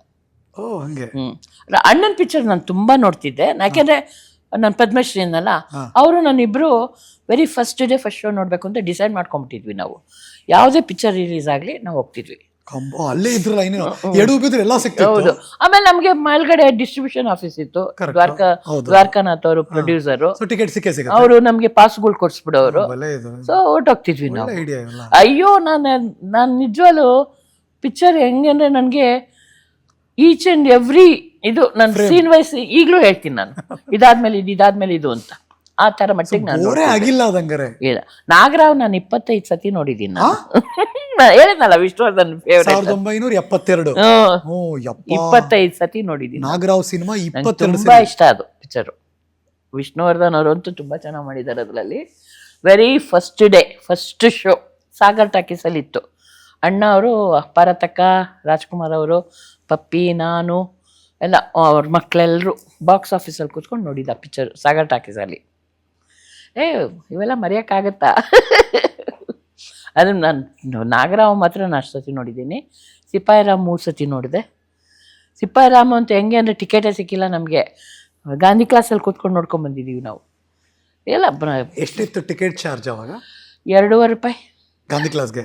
ಇಲ್ಲ, ಬಾಲ್ಕನಿ. ಬಾಲ್ಕನಿನೇ 75 ಪೈಸಾ ಇದು ಗಾಂಧಿ ಕ್ಲಾಸು. ಓಕೆ. 1.5 ರೂಪಾಯಿ ಹಿಂದಗಡೆಗೆ, ನೀವು ಬಾಲ್ಕನಿಗೆ 2.5. ಎಲ್ಲಿ ಟಿಕೆಟ್ ತಗೋತಿದ್ರಿ ಯಾವಾಗ್ಲೂ? ಇಲ್ಲ, ನಮಗೆ ಪಾಸ್ಗಳು ಅದೇ ಹೇಳಿದ್ನಲ್ಲ, ಟಿಕೆಟ್ ತಗೊಂಡ್ರೆ ಎಲ್ಲಿಗೆ? ಬಾಲ್ಕನಿಗೆ ತಗೋತಾ ಇದ್ವಿ. ಗಾಂಧಿ ಕ್ಲಾಸ್ ಅಂತ. ಇದು ಸಿಪಾಯಿರಾಮಾಗ ಅಷ್ಟು ರಶ್ ಇತ್ತಲ್ಲ, ಅದಕ್ಕೆ ನನಗೆ ನಾವ್ ಏನಾದ್ರು ಮಾಡ್ಲಿ ಫಸ್ಟ್ ಶೋ ನೋಡ್ಬೇಕು ಅಂತ ಗಾಂಧಿ ಕ್ಲಾಸಲ್ಲಿ ಸಿಕ್ಕಿತ್ತು ನಮ್ಗೆ. ಅಲ್ಲಿ ಕೂತ್ಕೊಂಡು ನೋಡೋ ಮಜಾ ಬೇರೆ ಅಲ್ಲ? ಖಂಡಿತ, ನಿಜವಾಗ್ಲು. ಮತ್ತೆ ಎಷ್ಟು ಅವೆಲ್ಲ ಮರೆಯಕ್ಕಾಗಲ್ಲ ಹರೀಶ್. ಯಾವ ಹೀರೋಯಿನ್ ಡ್ರೆಸ್ ಕೋಡ್ ನ ಅವಾಗ ತುಂಬಾ ಇಂಪ್ರೆಸ್? ಕಲ್ಪನಾ, ಅವ್ರ ನಡೆ ನುಡಿ, ಮತ್ತೆ ಅವ್ರ ಎಸ್ಪೆಷಲಿ ಶರಪಂಜರ ನಂಗೆ ತುಂಬ ಇಷ್ಟವಾದ. ಅದು ಅಷ್ಟೇ ಗೆಜ್ಜೆ ಪೂಜೆ ತಾಯಿ ನನ್ನ ಫೇವ್ರೆಟ್ ಹೀರೋಯಿನ್ ಕೂಡ ಅವರು. ಅಂದರೆ ಎಲ್ಲರೂ ಇಷ್ಟ ನನಗೆ. ಬಟ್ ಮೀಟ್ ಮಾಡಿದಿರಲ್ವ ಎಲ್ಲರೂ? ಮಾಡಿ ಬರೋರಲ್ಲ ನಮ್ಮ ಮನೆಗೆ, ಎಲ್ಲರೂ ನಮ್ಮ ಮನೆಗೆ ಬರೋರು. ಜಯಂತಿ ಅವ್ರು ಬರೋರು ನಮ್ಮ ಮನೆಗೆ. ನಮ್ಮ ಕಂಪ್ನಿಲಿ ಇದ್ದವರಲ್ಲ. ಕಲ್ಪನಾ ಅವರು ನಮ್ಮ ಕಂಪ್ನಿಲಿ. ಅಂದರೆ ಅವೆಲ್ಲ ನಮಗೆ ಗೊತ್ತಿಲ್ಲ. ಗಿರ್ಜಾ ಲೋಕೇಶ್ ಅಂತೂ ನಮ್ಮ ಮನೆಗೆ ರೆಗ್ಯುಲರು, ಯಾವಾಗಲೂ ಬರೋಳು ಗಿರ್ಜಾ. ಆಮೇಲೆ ಅದು ನನಗೂ ಅವಳಿಗೂ 10 ವರ್ಷ ಡಿಫ್ರೆನ್ಸು. ಆದರೂ ನಾವಿಬ್ಬರು ಹೆಂಗಿದ್ದೀವಿ ಅಂದರೆ ಹೋಗೇ ಬರೋ ಫ್ರೆಂಡ್ಸು. ನಂದು ಅದೇ ಕಲ್ಪನಾ ನಂಗೆ ಫೇವ್ರೇಟು. ನಾನು ಒಂಥರ ಹೆಚ್ಚು ಕಮ್ಮಿ ಅವ್ರ ಥರನೇ ಸೀರೆ ಉಡ್ತಿದ್ದೆ ನಾನು, ಅವ್ರ ಥರನೇ ಹೇರ್ ಸ್ಟೈಲು ಮಾಡ್ತಿದ್ದೆ ನಾನು. ಆಮೇಲೆ ಓಲೆಗಳು ಮ್ಯಾಚಿಂಗ್ ಅವ್ರು ಹಾಕೊಳ್ಳೋರಲ್ಲ, ಬ್ಲೌಸ್ ಏನೋ ಇತ್ತು ಇಲ್ಲಿವರೆಗೂ ಬ್ಲೌಸ್ ಹೊಲ್ಸೋದು ಅದೆಲ್ಲ ನಾನು ಅವೆಲ್ಲ ಮಾಡಿಬಿಟ್ಬಿಟ್ಟಿದ್ದೀನಿ. ಆಮೇಲೆ ಪಫ್ ಸ್ಲೀವ್ಸ್ ಹಾಕೋರವರು. ಪಫ್ ಸ್ಲೀವ್ಸ್ ಕರೆಕ್ಟ್, ತುಂಬಾ ಫೇಮಸ್ ಅಲ್ಲ? ಅಯ್ಯೋ, ನಾನು ಅವ್ರದ್ದು ಸ್ವಲ್ಪ ಹೆಚ್ಚು ಕಮ್ಮಿ ನಾನು ತುಂಬ ಇಮಿಟೇಟ್ ಮಾಡ್ತಿದ್ದೆ. ನಾನು ಇಮಿಟೇಟ್ ಅಂದರೆ ಶಿ ವಾಸ್ ಮೈ ಫೇವ್ರೆಟ್. ನಾನು ಎಷ್ಟೋ ಕಡೆ ಶರಪಂಜರ ಅದು ನಾನು ಹುಚ್ಚಿದು ಮಾಡಿ ಫಸ್ಟ್ ಪ್ರೈಸ್ ಎಲ್ಲ ತೊಗೊಂಡಿದ್ದೀನಿ ನಾನು. ರಿಯಲಿ ಯಾಕೆಂದರೆ ಒಂಥರ ನನಗೆ ಅಂದರೆ ನಾನು ಅವ್ರನ್ನ ಅಳವಡಿಸ್ಕೊಳ್ಳಿಲ್ಲ, ನನ್ನ ಇದಕ್ಕೆ ತೊಗೊಳ್ಳಿಲ್ಲ ನನ್ನ ಆ್ಯಕ್ಟಿಂಗ್ಗೆ. ಬಟ್ ಶೀಸ್ ನನಗಿಷ್ಟ. ಇವನ್ ಲೀಲಾವತಿ ಇಷ್ಟ ನನಗೆ, ಜಯಂತಿ ಇಷ್ಟ, ಭಾರತಿಯವ್ರು ಇಷ್ಟ. ಅಂದರೆ ಆಗಿನ ಕಾಲದವ್ರು ಎಲ್ಲರೂ ಚೆನ್ನಾಗಿದ್ರು ಬಿಡಿ, ಎಲ್ಲ ಆರ್ಟಿಸ್ಟು. ಅಂದರೆ ಹೃದಯ ತುಂಬಿ ಆ್ಯಕ್ಟ್ ಮಾಡೋರು, ಅದಕ್ಕೆ ಪಾತ್ರಕ್ಕೊಂದು ಜೀವ ಕೊಡೋರು. ನಿಜವಾಗ್ಲೂ ಈಗಿನ ಕಾಲದ ಹುಡುಗಿರಪ್ಪ ರಾಮ, ಡೈಲಾಗ್ ಹೇಳಿದ್ರೆ ಆ್ಯಕ್ಟಿಂಗ್ ಅನ್ಕೊಂಡ್ಬಿಡ್ತಾರೆ ಅವರು. ಅಯ್ಯೋ ನಿಜವಾಗ್ಲೂ. ಏಕೆ ನಮ್ಗೆ ಸೀರಿಯಲ್ಗಳಿಗೆ ಬರ್ತಾರಲ್ಲ ಹರೀಶ್, ಅಂದರೆ ಹೂ ಅನ್ನಕ್ಕೆ ಬರಲ್ಲ, ಹೂ ಅಂದರೆ ಅನ್ನಕ್ಕೆ ಬರಲ್ಲ, ಪಾತ್ರದ ಬಗ್ಗೆ ತಿಳ್ಕೊಂಡಿರಲ್ಲ, ಡೈಲಾಗ್ ಡೆಲಿವರಿ ಹೇಗೆ ಮಾಡಬೇಕು ಅಂತ ಗೊತ್ತಿರಲ್ಲ. ನಾನೇ ಎಷ್ಟೋ ಸತಿ ಹೇಳ್ಕೊಡ್ತೀನಿ ನಾನು. ಬಟ್ ಒಂದೊಂದು ಸತಿ ಅನಿಸುತ್ತೆ, ಈಗ ಎಂದು ಮಾಡಿದ್ರು ಹಿಂದೆ ಹೋಗಿ ಮಾತಾಡ್ಕೊಳ್ತಾರೋ, ಇವಮ್ಮಂಗೆ ಏನು ಬೇಕು ನಾವು ಹೆಂಗೋ ಮಾಡ್ತೀವಿ. ಈಗ ಅದನ್ನು ನಿಲ್ಲಿಸ್ಬಿಟ್ಟಿದ್ದೀನಿ, ಹೇಳಕ್ ಹೋಗಲ್ಲ ನಾನು ಯಾರು. ನಿಮ್ಮ ಕಿವಿ ಬೀಳುತ್ತಾ ಇವೆಲ್ಲ? ಓ ಭಯಂಕರ ಶಾರ್ಪ್ ಇದ್ದೀರಲ್ಲ. ಖಂಡಿತ, ಎಲ್ಲ ಸುತ್ತಲೂ ಇರ್ಬೇಕು, ಕಣ್ಣಿರ್ಬೇಕೋ ಕಿವಿ ಇರ್ಬೇಕು ನಮಗೆ. ನಿಮ್ಮನ್ನ ಯಾರು ಅಜ್ಜಿ ಅಂತ ಕರೀತಾರೆ ಯಾರಾದ್ರು? ಎಲ್ಲ ಕರೀತಾರೆ ಅಜ್ಜಿ ಅಂತಾನೆ ಕರೆಯೋದು ನನ್ನೆಲ್ಲರೂ, ಈ ಸೂರ್ಯವಂಶದಲ್ಲಾಗಲಿ. ಬಟ್ ನನಗೆಲ್ಲರೂ ಪ್ರೀತಿ ವಿಶ್ವಾಸ ಇಟ್ಕೊಂಡು ಮಾತಾಡ್ತಾರೆ ಹರೀಶ್, ಅದು ಖುಷಿ ನನಗೆ. ಯಾರು ನನ್ನನ್ನು ದ್ವೇಷಿಸಲ್ಲ, ಯಾಕೆ ನಾನು ಯಾರನ್ನೂ ದ್ವೇಷಿಸಲ್ಲ, ಅದಕ್ಕೆ. ಸಾಮಾನ್ಯ ಕುಟುಂಬದವ್ರು ಯಾರೇ ಮೀಡಿಯಾದಲ್ಲಿದ್ದಾಗ ಅಥವಾ ಕಲೆ ಸಂಸ್ಕೃತಿಲಿದ್ದಾಗ ಲೆಗಸಿ ಮುಂದಕ್ಕೆ ಹೋಗುತ್ತೆ, ಅಂದರೆ ನೆಕ್ಸ್ಟ್ ಜನ್ರೇಷನ್ ಬರ್ತಾರೆ ಅಂತ. ನಿಮ್ಮ ಮನೇಲಿ ಎಲ್ಲಿ? ಬಹುಶಃ ನನ್ನ ಮೊಮ್ಮಗ ಬರ್ಬೋದು ಅನ್ಕೋತೀನಿ. ನಾನು ಒಂಥರ ನನ್ನ ಮಗಳಿಗೆ ಹೇಳ್ತಾ ಇರ್ತೀನಿ, ಗುಬ್ಬಿ ವೀರಣ್ಣ ಹುಟ್ಟು ಬಂದ್ಬಿಟ್ಟಿದ್ದಾರೆ ಕಣೆ ನೀನು ಹೊಟ್ಟೆಲಿ ಅಂತ. ಹೌದಾ? ಹೀ ಈಸ್ 7 years, ಬಟ್ 1.5 ವರ್ಷದಿಂದಾನೆ ಹಿಂಗೆ ಆ್ಯಕ್ಟ್ ಮಾಡ್ತಾನೆ ಅಂದರೆ ಹರೀಶ್, ಅವ್ನ ಫೇವ್ರೇಟ್ ಪುಣ್ಯಕೋಟಿ ಕತೆ. ಎನಾಕ್ಟ್ ಆಗ್ಲಿಂದಾನೆ 1.5 ವರ್ಷದಿಂದಾನೆ ಅವನೇ ಕಾಮಧೇನು, ಅವನು ಪುಣ್ಯಕೋಟಿ ಆಗ್ತಾನೆ, ಅವನೇ ಸಿಂಹ ಆಗ್ತಾನೆ. ಆಗ್ಲಿಂದಾನೆ ಅವ್ನು ಮಾನು ಆ್ಯಕ್ಟಿಂಗ್ ಮಾಡಕ್ಕೆ ಶುರು ಮಾಡಿದ್ದಾನೆ. ನಿಮ್ಮ ಮಗಳ ಮದುವೆನ ಮರೆಯಂಗೆ ಬಿಡಿ, ಅದು ಗ್ರೇಟ್. ಅದು ದಿಗ್ಗಜರೆಲ್ಲ ಬಂದಿದ್ದ. ಹೌದು. ಮತ್ತೆ ಸುರೇನು ಹಂಗೆ ಆರ್ಗನೈಸ್ ಮಾಡಿದ್ರು. ಕರೆಕ್ಟು. ಹಂಗೆ ಯಾರಿಗೇನು ತೊಂದರೆ ಆಗಬಾರ್ದು, ಊಟಕ್ಕೇನೆ ಬೇರೆ ಬೇರೆ ಕಡೆ ಅರೇಂಜ್ಮೆಂಟು, ಯಾರು ಊಟಕ್ಕೆ ಕಾಯಬಾರ್ದು. ಹೋಲ್ ಇಂಡಸ್ಟ್ರಿ ಇತ್ತು ಅವ್ರ ಮಗಳ ಮದುವೆ. ಡೆಫಿನೆಟ್ಲಿ ಆಲ್ ಟಾಪ್ ಮೋಸ್ಟ್ ಕಲಾವಿದರು ಎಲ್ಲರೂ ಇದ್ರು. ಎಲ್ಲ ಹೆಚ್ಚು ಕಮ್ಮಿ ಎಲ್ಲರೂ ಇದ್ರು. ಇನ್ಯಾವುದೋ ಪ್ರೊಡ್ಯೂಸ್ ಮಾಡಬೇಕು, ಯಾವುದೋ ಡೈರೆಕ್ಷನ್ ಮಾಡಬೇಕು, ಇನ್ನೇನೋ ಆಗಬೇಕು, ಇವೆಲ್ಲ ಏನು ಮಾಡಲೇ ಇಲ್ಲ ನೀವು? ಇಲ್ಲ, ಎಲ್ಲ ಮಾಡಿದ್ದೀನಿ. ಅಂದರೆ ಹೆಂಗೆ ಬರುತ್ತೋ ಹಂಗಂಗೆ ಮಾಡ್ಕೊಂಡು ಹೋಗಿದ್ದೀನಿ. ನಾನು ನಾಟಕ ಡೈರೆಕ್ಟ್ ಮಾಡಿದ್ದೀನಿ. ಮತ್ತೆ ದೊಡ್ಡ ಪ್ರೊಡಕ್ಷನ್ ಹೌಸು ಮಾಡಬೇಕು ಅಂತ ಆಸೆ ಇದೆ ನಂಗೆ, ಆ್ಯಕ್ಚುಲಿ ಇದೆ. ಒಂದು ಪ್ರೊಡಕ್ಷನ್ ಹೌಸ್ ಮಾಡಬೇಕು ಅಂತ. ಯಾರೂ ಅದಕ್ಕೆ ಸಾಥ್ ಕೊಡ್ತಾ ಇಲ್ಲ. ಯಾಕೆಂದರೆ ಚಾನಲ್ ಸಾಥ್ ಕೊಟ್ರೇ ನಾನು ಒಂದು ಪ್ರೊಡಕ್ಷನ್ ಹೌಸ್ ಮಾಡೋಕ್ಕೆ ಸಾಧ್ಯ. ಯಾರೂ ಕೊಡ್ತಾ ಇಲ್ಲ. ಯಾಕೆ ನಾನಾಗ ಸುಮ್ಮನೆ ಮಾಡಿಕೊಂಡು ಡಬ್ಬಿಲಿ ಇಟ್ಕೊಳ್ಳೋಕ್ಕಿಂತ ಯಾರನ್ನ ಕೊಟ್ಟರೆ ನಾನು ಮಾಡಿ ಕೊಡ್ಬೋದಲ್ವಾ. ಇದೆ ಆಸೆ ಇದೆ, ಪ್ರೊಡಕ್ಷನ್ ಹೌಸ್ ಮಾಡಬೇಕು ಅನ್ನೋದು ಆಸೆ ಇದೆ, ಖಂಡಿತ ಇದೆ. ಏನೋ ನೀವು ಹಿಂದೆ ಹೇಗಿತ್ತು ನಾಟಕದ ಟೈಮಿಂದ ನೋಡಿದವರು, ಅದಾದಮೇಲೆ ಒಬ್ಬ ಎನರ್ಜೆಟಿಕ್ ಪರ್ಸನ್ ಶಂಕರ್ನಾಗ್ ಅವರ ಆಸ್ಪಿರೇಷನಲ್ ಮೂವ್ಗಳನ್ನು ನೋಡಿದವರು, ಅದಾದ್ಮೇಲೆ ಇನ್ನೊಂದು ಜನರೇಷನ್ ನೋಡ್ತಿದ್ದೀರಿ, ಮುಂದೆನೂ ನೋಡ್ತಾ ಇದ್ದೀರಿ. ಖಂಡಿತ. ಹೇಗಿದೆ ಜರ್ನಿ, ಹೇಗೆ ಅನಿಸ್ತಿದೆ, ಮುಂದಕ್ಕೆ ಪ್ರೊಜೆಕ್ಷನ್ ಹೇಗೆ ಕಾಣಿಸ್ತಾ ಇದೆ ನಿಮಗೆ? ಅದೇ ಹೇಳಿದ್ನಲ್ಲ, ವರ್ಕೌಟ್ ಮಾಡಲ್ಲ ಯಾರು ಈಗಿನ ಜನ್ರೇಷನ್ ಅವರು. ಅವಾಗ ಹೋಮ್ವರ್ಕ್ ತುಂಬ ಇರ್ತಿತ್ತು. ನಾಳೆ ನಾನು ಏನು ಸೀನ್ ಮಾಡ್ತೀನಿ, ಅದು ಹೇಗೆ ಮಾಡಬೇಕು ಅನ್ನೋದೆಲ್ಲ ವರ್ಕ್ ಮಾಡ್ಕೊಳ್ಳೋರು. ಈಗ ಅದೆಲ್ಲ ಸ್ಕ್ರಿಪ್ಟೇ ನೋಡಲ್ಲ ಮಾರಾಯ, ಸ್ಕ್ರಿಪ್ಟ್ ನೋಡಲ್ಲ, ಸೀನ್ಗಳು ನೋಡಲ್ಲ, ಆನ್ ದಿ ಸ್ಪಾಟ್ ಬಂದು ಸೀನ್ ನೋಡ್ತಾರೆ. ನಮ್ಮ ರೈಟರ್ಸು ಹಂಗೆ ಇದ್ದಾರೆ, ಬೆಳಗ್ಗೆ ಶೂಟಿಂಗ್ ಅಂದರೆ ಆವಾಗ ಸೀನ್ ಬರ್ದು ಕಳಿಸ್ತಾರೆ. ಮತ್ತು ಹೆಂಗೆ ಇಂಡಸ್ಟ್ರಿ ಕತೆ ನಡೀತಾ ಇದೆಯಲ್ಲ, ನಡ್ಕೊಂಡು ಹೋಗ್ತಾ ಇದೆಯಲ್ಲ, ಇಟ್ಸ್ ರನ್ನಿಂಗ್. ಬಟ್ ಮೊದಲಿನ ಒಂದು ಯಾಕೆಂದರೆ ಆ ಭಯ ಭಕ್ತಿ ಇಲ್ಲ, ಖಂಡಿತ ಇಲ್ಲ. ಭಯ ಭಕ್ತಿ ಗೌರವ ಇಲ್ಲ. ಏನು ಸರಿ ಮಾಡಬೇಕು ನಿಮ್ಮ ಪ್ರಕಾರ? ಏನು ಸರಿ ಹೋಗಬೇಕು? ಏನು ಸರಿ ಹೋಗಬೇಕು ಮತ್ತು ಯಾರು ಸರಿ ಮಾಡಬೇಕು? ಯಾರು ಸರಿ ಮಾಡೋಕ್ಕಾಗೋದಿಲ್ಲ, ಅವ್ರಿಗೆ ಅವರೇ ಸರಿ ಮಾಡ್ಕೋಬೇಕು. ಓ, ಅವ್ರಿಗೆ ತಿಳ್ಕೊಂಡು ರಿಯಲೈಸ್ ಆಗಿ ಅವರೇ ಆಗಬೇಕು. ವಿನ ಹೆಂಗೆ ಅಂತಂದರೆ, ಈಗ ನಾನೇನಾದ್ರು ನಿಮಗೆ ಬುದ್ಧಿ ಹೇಳಕ್ಕೆ ಬಂದರೆ ಈ ಕಿವಿಲಿ ಕೇಳ್ತಾರೆ, ಈ ಕಿವಿಲಿ ಬಿಡ್ತಾರೆ, ಅದನ್ನು ತಲೆಗೆ ತುಂಬಿಸ್ಕೊಡಲ್ಲ. ಅದು ಯಾವಾಗ ನಾನೇ ಏನಾದ್ರು ಒಂದು ಆಗಬೇಕು, ನಾನು ತಪ್ಪು ಮಾಡ್ತಾ ಇದ್ದೀನಿ ಅನ್ನೋದು ಅವ್ರಿಗೆ ರಿಯಲೈಸ್ ಆಗಬೇಕು, ಆವಾಗಲೇ ಇದಾಗಕ್ಕೆ ಸಾಧ್ಯ. ಇಲ್ಲಾಂದ್ರೆ ಆಗಲ್ಲ, ಖಂಡಿತ ಆಗಲ್ಲ. ಈ ಕಲಾವಿದರಿಗೆ ರಂಗಭೂಮಿ ಟಚ್ ಇತ್ತಲ್ಲ ಮೊದಲೆಲ್ಲ, ಈಗ ಆ ಥರದ ಪರಿಸ್ಥಿತಿ ಇಲ್ಲ. ತುಂಬ ಜನ ಥಿಯೇಟ್ರಿಂದ ಯಾರು ವೆರಿ ಎಲ್ಲ ನೋಡಕ್ ತ್ರಿಪುರ ಸುಂದರಿಯಾಗಿ ಹ್ಯಾಂಡ್ಸಮ್ ಆಗಿದ್ರೆ ಹೀರೋಯಿನ್ ಆಗ್ಬಿಡ್ತಾರೆ. ಹೇಳಿದ್ನಲ್ಲ, ಡೈಲಾಗ್ ಹೇಳಕ್ ಬರುತ್ತೋ ಇಲ್ಲೋ ಗೊತ್ತಿಲ್ಲ, ಎಕ್ಸ್ಪ್ರೆಷನ್ ಮಾಡಕ್ ಬೇಕು, ಥಿಯೇಟರ್ ಟಚ್ ಬೇಕು. ಇಲ್ವೇ ಇಲ್ಲ ಇಲ್ಲ ಇಲ್ಲ ಇಲ್ಲ ಇಲ್ಲ ಇಲ್ಲ, ಖಂಡಿತ ಇಲ್ಲ. ಅಲ್ಲ, ಮಾಡಿ ಬನ್ನಿ ಅಂತ ಏನ್ ಪ್ರಯೋಜನ ಹೇಳಿದ್ರೆ ಹೋಗಲ್ಲ ಯಾರು. ಯಾಕೆಂದ್ರೆ ರಿಹರ್ಸಲ್ಗೆ ಹೋಗೋ ಟೈಮಲ್ಲಿ ಇರುತ್ತೆ ಅವ್ರಿಗೆ. ನಾಟಕಕ್ಕೆ ಅಂದರೆ ರಿಹರ್ಸಲ್ ಬೇಕೇ ಬೇಕಲ್ವಾ, ಅಟ್ಲೀಸ್ಟ್ 1 ತಿಂಗಳು ರಿಹರ್ಸಲ್ ಆದರೂ ಬೇಕಾಗತ್ತೆ. ಒಂದು ಶೋಗೆ, ರಿಪೀಟ್ ಶೋಗೆ 1 ವಾರ ರಿಹರ್ಸಲ್ ಕೇಳ್ತೀನಿ ನಾನು. ಈಗ ಎಲ್ಲಿ ಇಲ್ಲ ಮೇಡಮ್, ಅಷ್ಟೊಂದ ಮೇಡಮ್ ಬಂದ್ಬಿಡ್ತಾರೆ ಬೇಕಾದ್ರೆ ನಿಮಗೆ. ಬರೋದೇ ಇಲ್ಲಪ್ಪ ಯಾರು.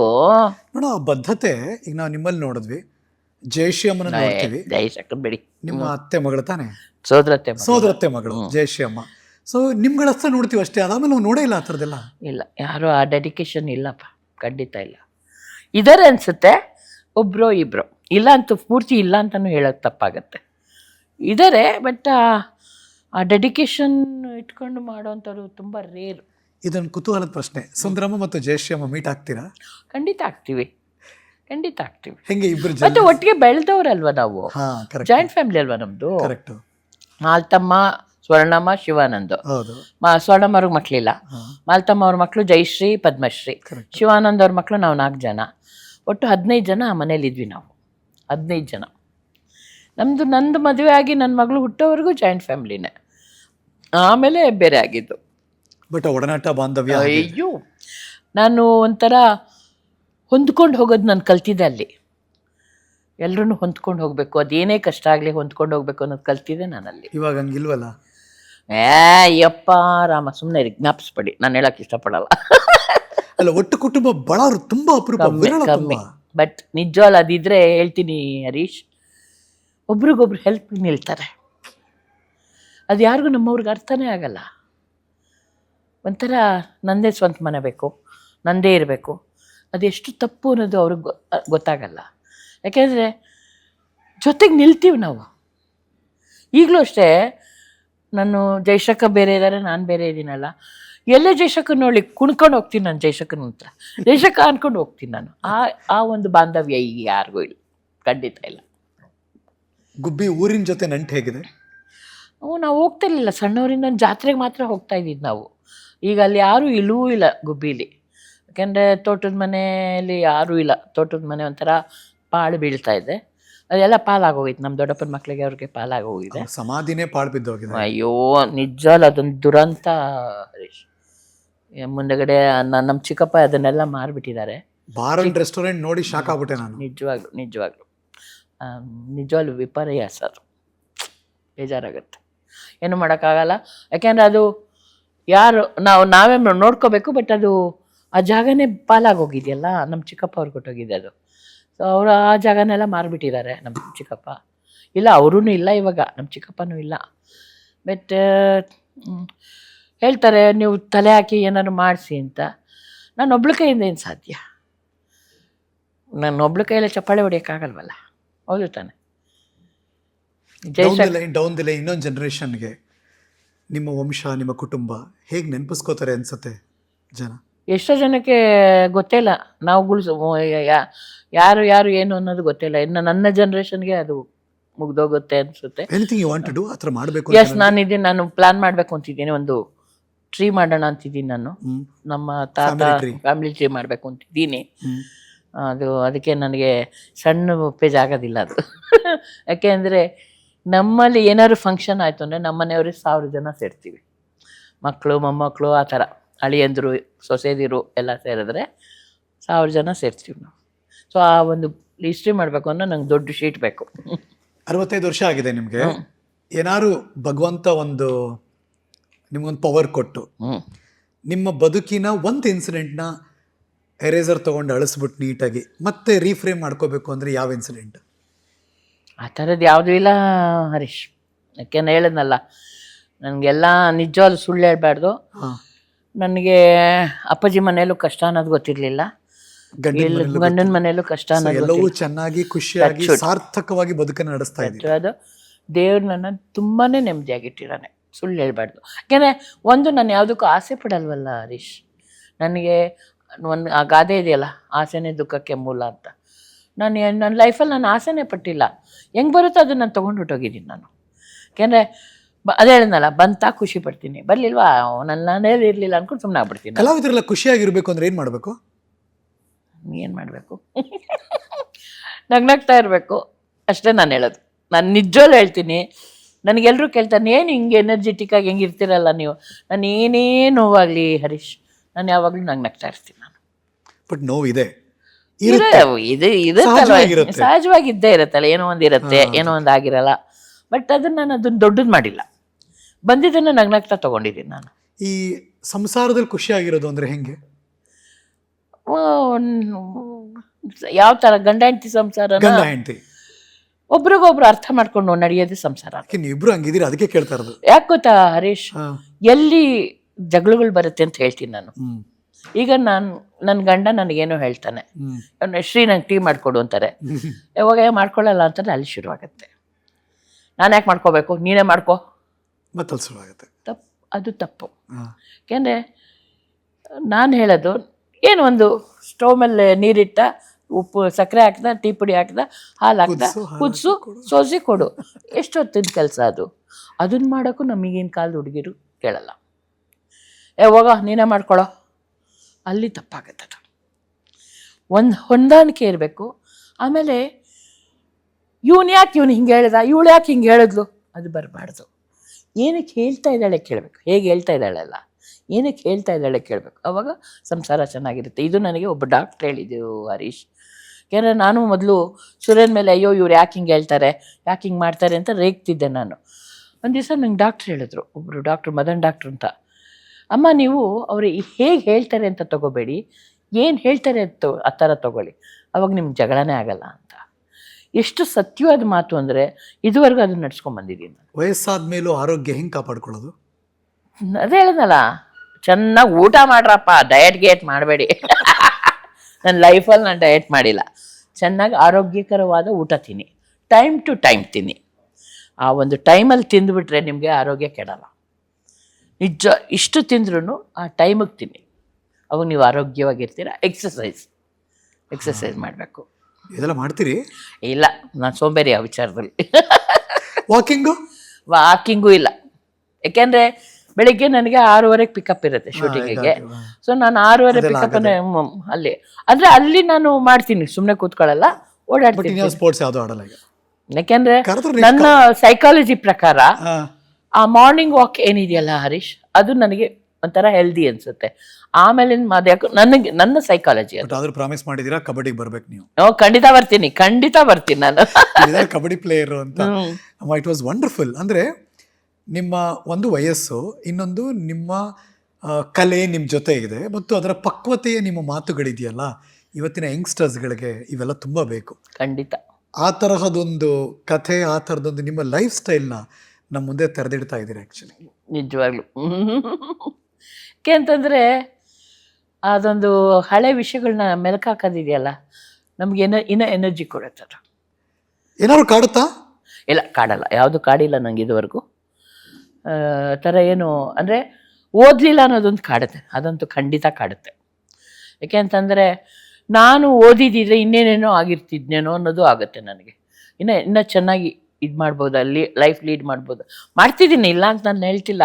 ಬಟ್ ಇನ್ನೂ ಒಂಥರ ಬೇರೆ ಥರ ಇರ್ತಿದ್ನೋ ಏನೋ ಅಂತ ಅನ್ಸುತ್ತೆ. ಈ ನಾಟಕದಲ್ಲಿ ಯಾವಾಗಲೂ ಶುರು ಮತ್ತು ಕೊನೆಯಲ್ಲಿ ಒಂದೊಂದೊಂದೊಂದು ನಾಟಕದ ಡೈಲಾಗ್ ಅಥವಾ ಪದ್ಯಗಳಿರುತ್ತೆ.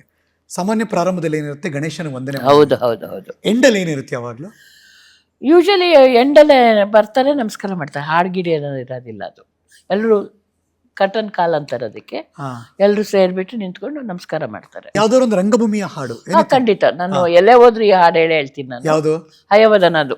Okay, go ahead please. ಗಣೇಶನ ಬಗ್ಗೆನೇ ಅದು.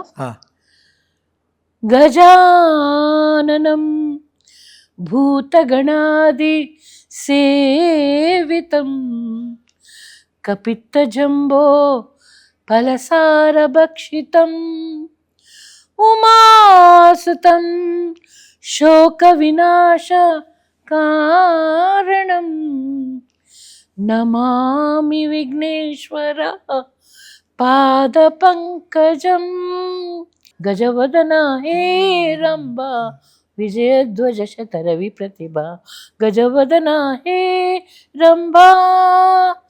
ಓ ಆದಿ ಪ್ರೇಕ್ಷಕನೇ ನಾಟಕದ ಮಾಲೀಕನೇ, ಓ ಆದಿ ಪ್ರೇಕ್ಷಕನೇ ನಾಟಕದ ಮಾಲೀಕನೇ, ಆದಿ ಪ್ರೇಕ್ಷಕನೇ ಕನನೆ ಕನನೆ, ಓ ಆದಿ ಪ್ರೇಕ್ಷಕನೇ ನಾಟಕದ ಮಾಲೀಕನೇ, ಸ್ವೀಕರಿಸೈ ನಾಟಕ ಮೋದಕ, ಸ್ವೀಕರಿಸೈ ನಾಟಕ ಮೋದಕ, ನಟಕ ಮೋದಕ ನಟಕ ಮೋದಕ ನಾಟಕ ಗಜವದನ ಹೇ ರಂಬ ವಿಜಯಧ್ವಜ ಶತರ ವಿಪ್ರತಿಭಾ ಏಕದಂತ ವೈಕಲ್ಯಾಂತ ವೃದ್ಧಿ ಸಿದ್ಧಿ ದ್ವಯರಾಕಾಂತ ಗಜವದನ ಹೇ ರಂಬ.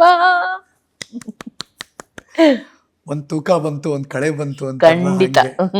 ನಾನು ಎಲ್ಲ ಹೋದ್ರಿ ಯಾಕೆ ಬೇರೆ ಹಾಡುಗಳು ಇದಾವೆ ತುಂಬಾ ಚೆನ್ನಾಗಿರೋದು, ನನಗೆ ಲಿರಿಕ್ಸ್ ಜ್ಞಾಪಕ ಇರೋದು ಇದೊಂದಿರುತ್ತೆ. ಇನ್ನೊಂದು ಚಿಕ್ಕದಾಗಿ ಯಾವ್ದಾದ್ರು ಇದೆಯಾ?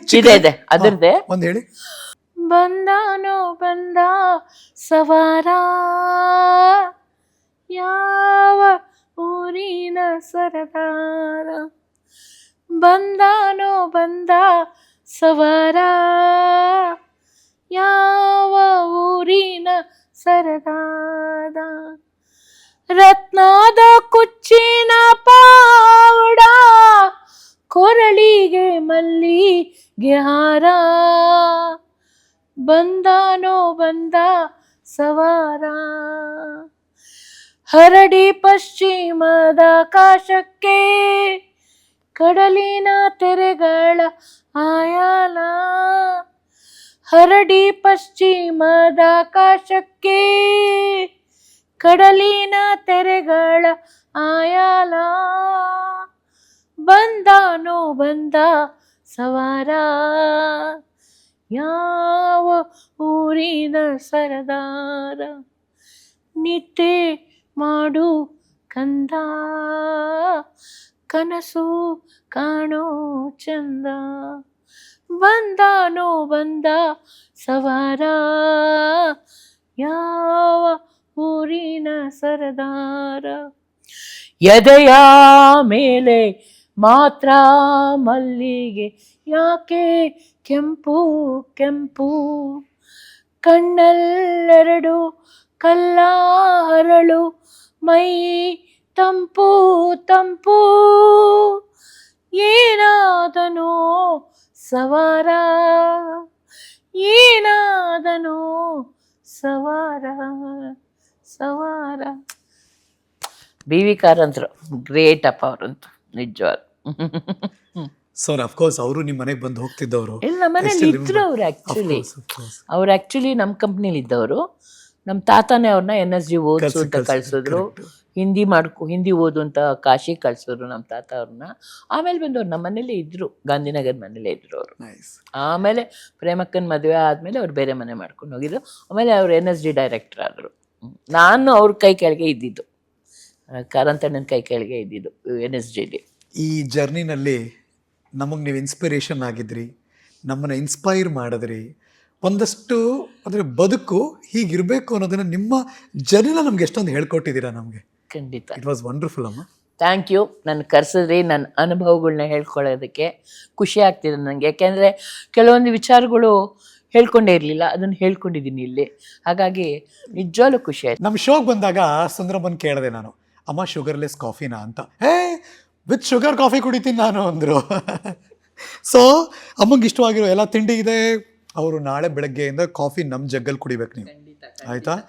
ಓಕೆ. ಸೊ ತಾಜಾ ಮಿಠಾಯಿ ಮತ್ತು ಕೇಕ್ ವಾಲ ಕಡೆಯಿಂದ ಅಮ್ಮ ನಿಮಗೆ thank you. Thank you very much. Hope ಇವತ್ತಿನ ಹರಿಕತೆ ಸುಂದರಶ್ರೀ ಅಮ್ಮ ಅವ್ರ ಜೊತೆ ಇಷ್ಟ ಆಗಿದೆ ಅಂತ ನಾನು ಭಾವಿಸ್ತೇನೆ. ನಿಮಗೇನು ಅನ್ನಿಸ್ತು? ನಮ್ಮ ಕಮೆಂಟ್ ಬಾಕ್ಸ್ ಓಪನ್ ಇದೆ, ನಿಮ್ಗೆ ಅನಿಸಿದ್ರೆ ನಮಗೆ ತಿಳಿಸ್ಬೋದು. ಅವ್ರನ್ನ ಬೀಳ್ಕೊಡ್ತೀನಿ, ಮತ್ತೆ ಸಿಗ್ತೀನಿ ಮುಂದಿನ ಹರಿಕತೆಯ ವಿಶೇಷ ಅತಿಥಿಗಳ ಜೊತೆ. ನಾನು ಹರೀಶ್ ನಾಗರಾಜು, ನೀವು ನೋಡ್ತಿದ್ದೀರಾ ಇದು ನ್ಯೂಸು. ನಮಸ್ಕಾರ.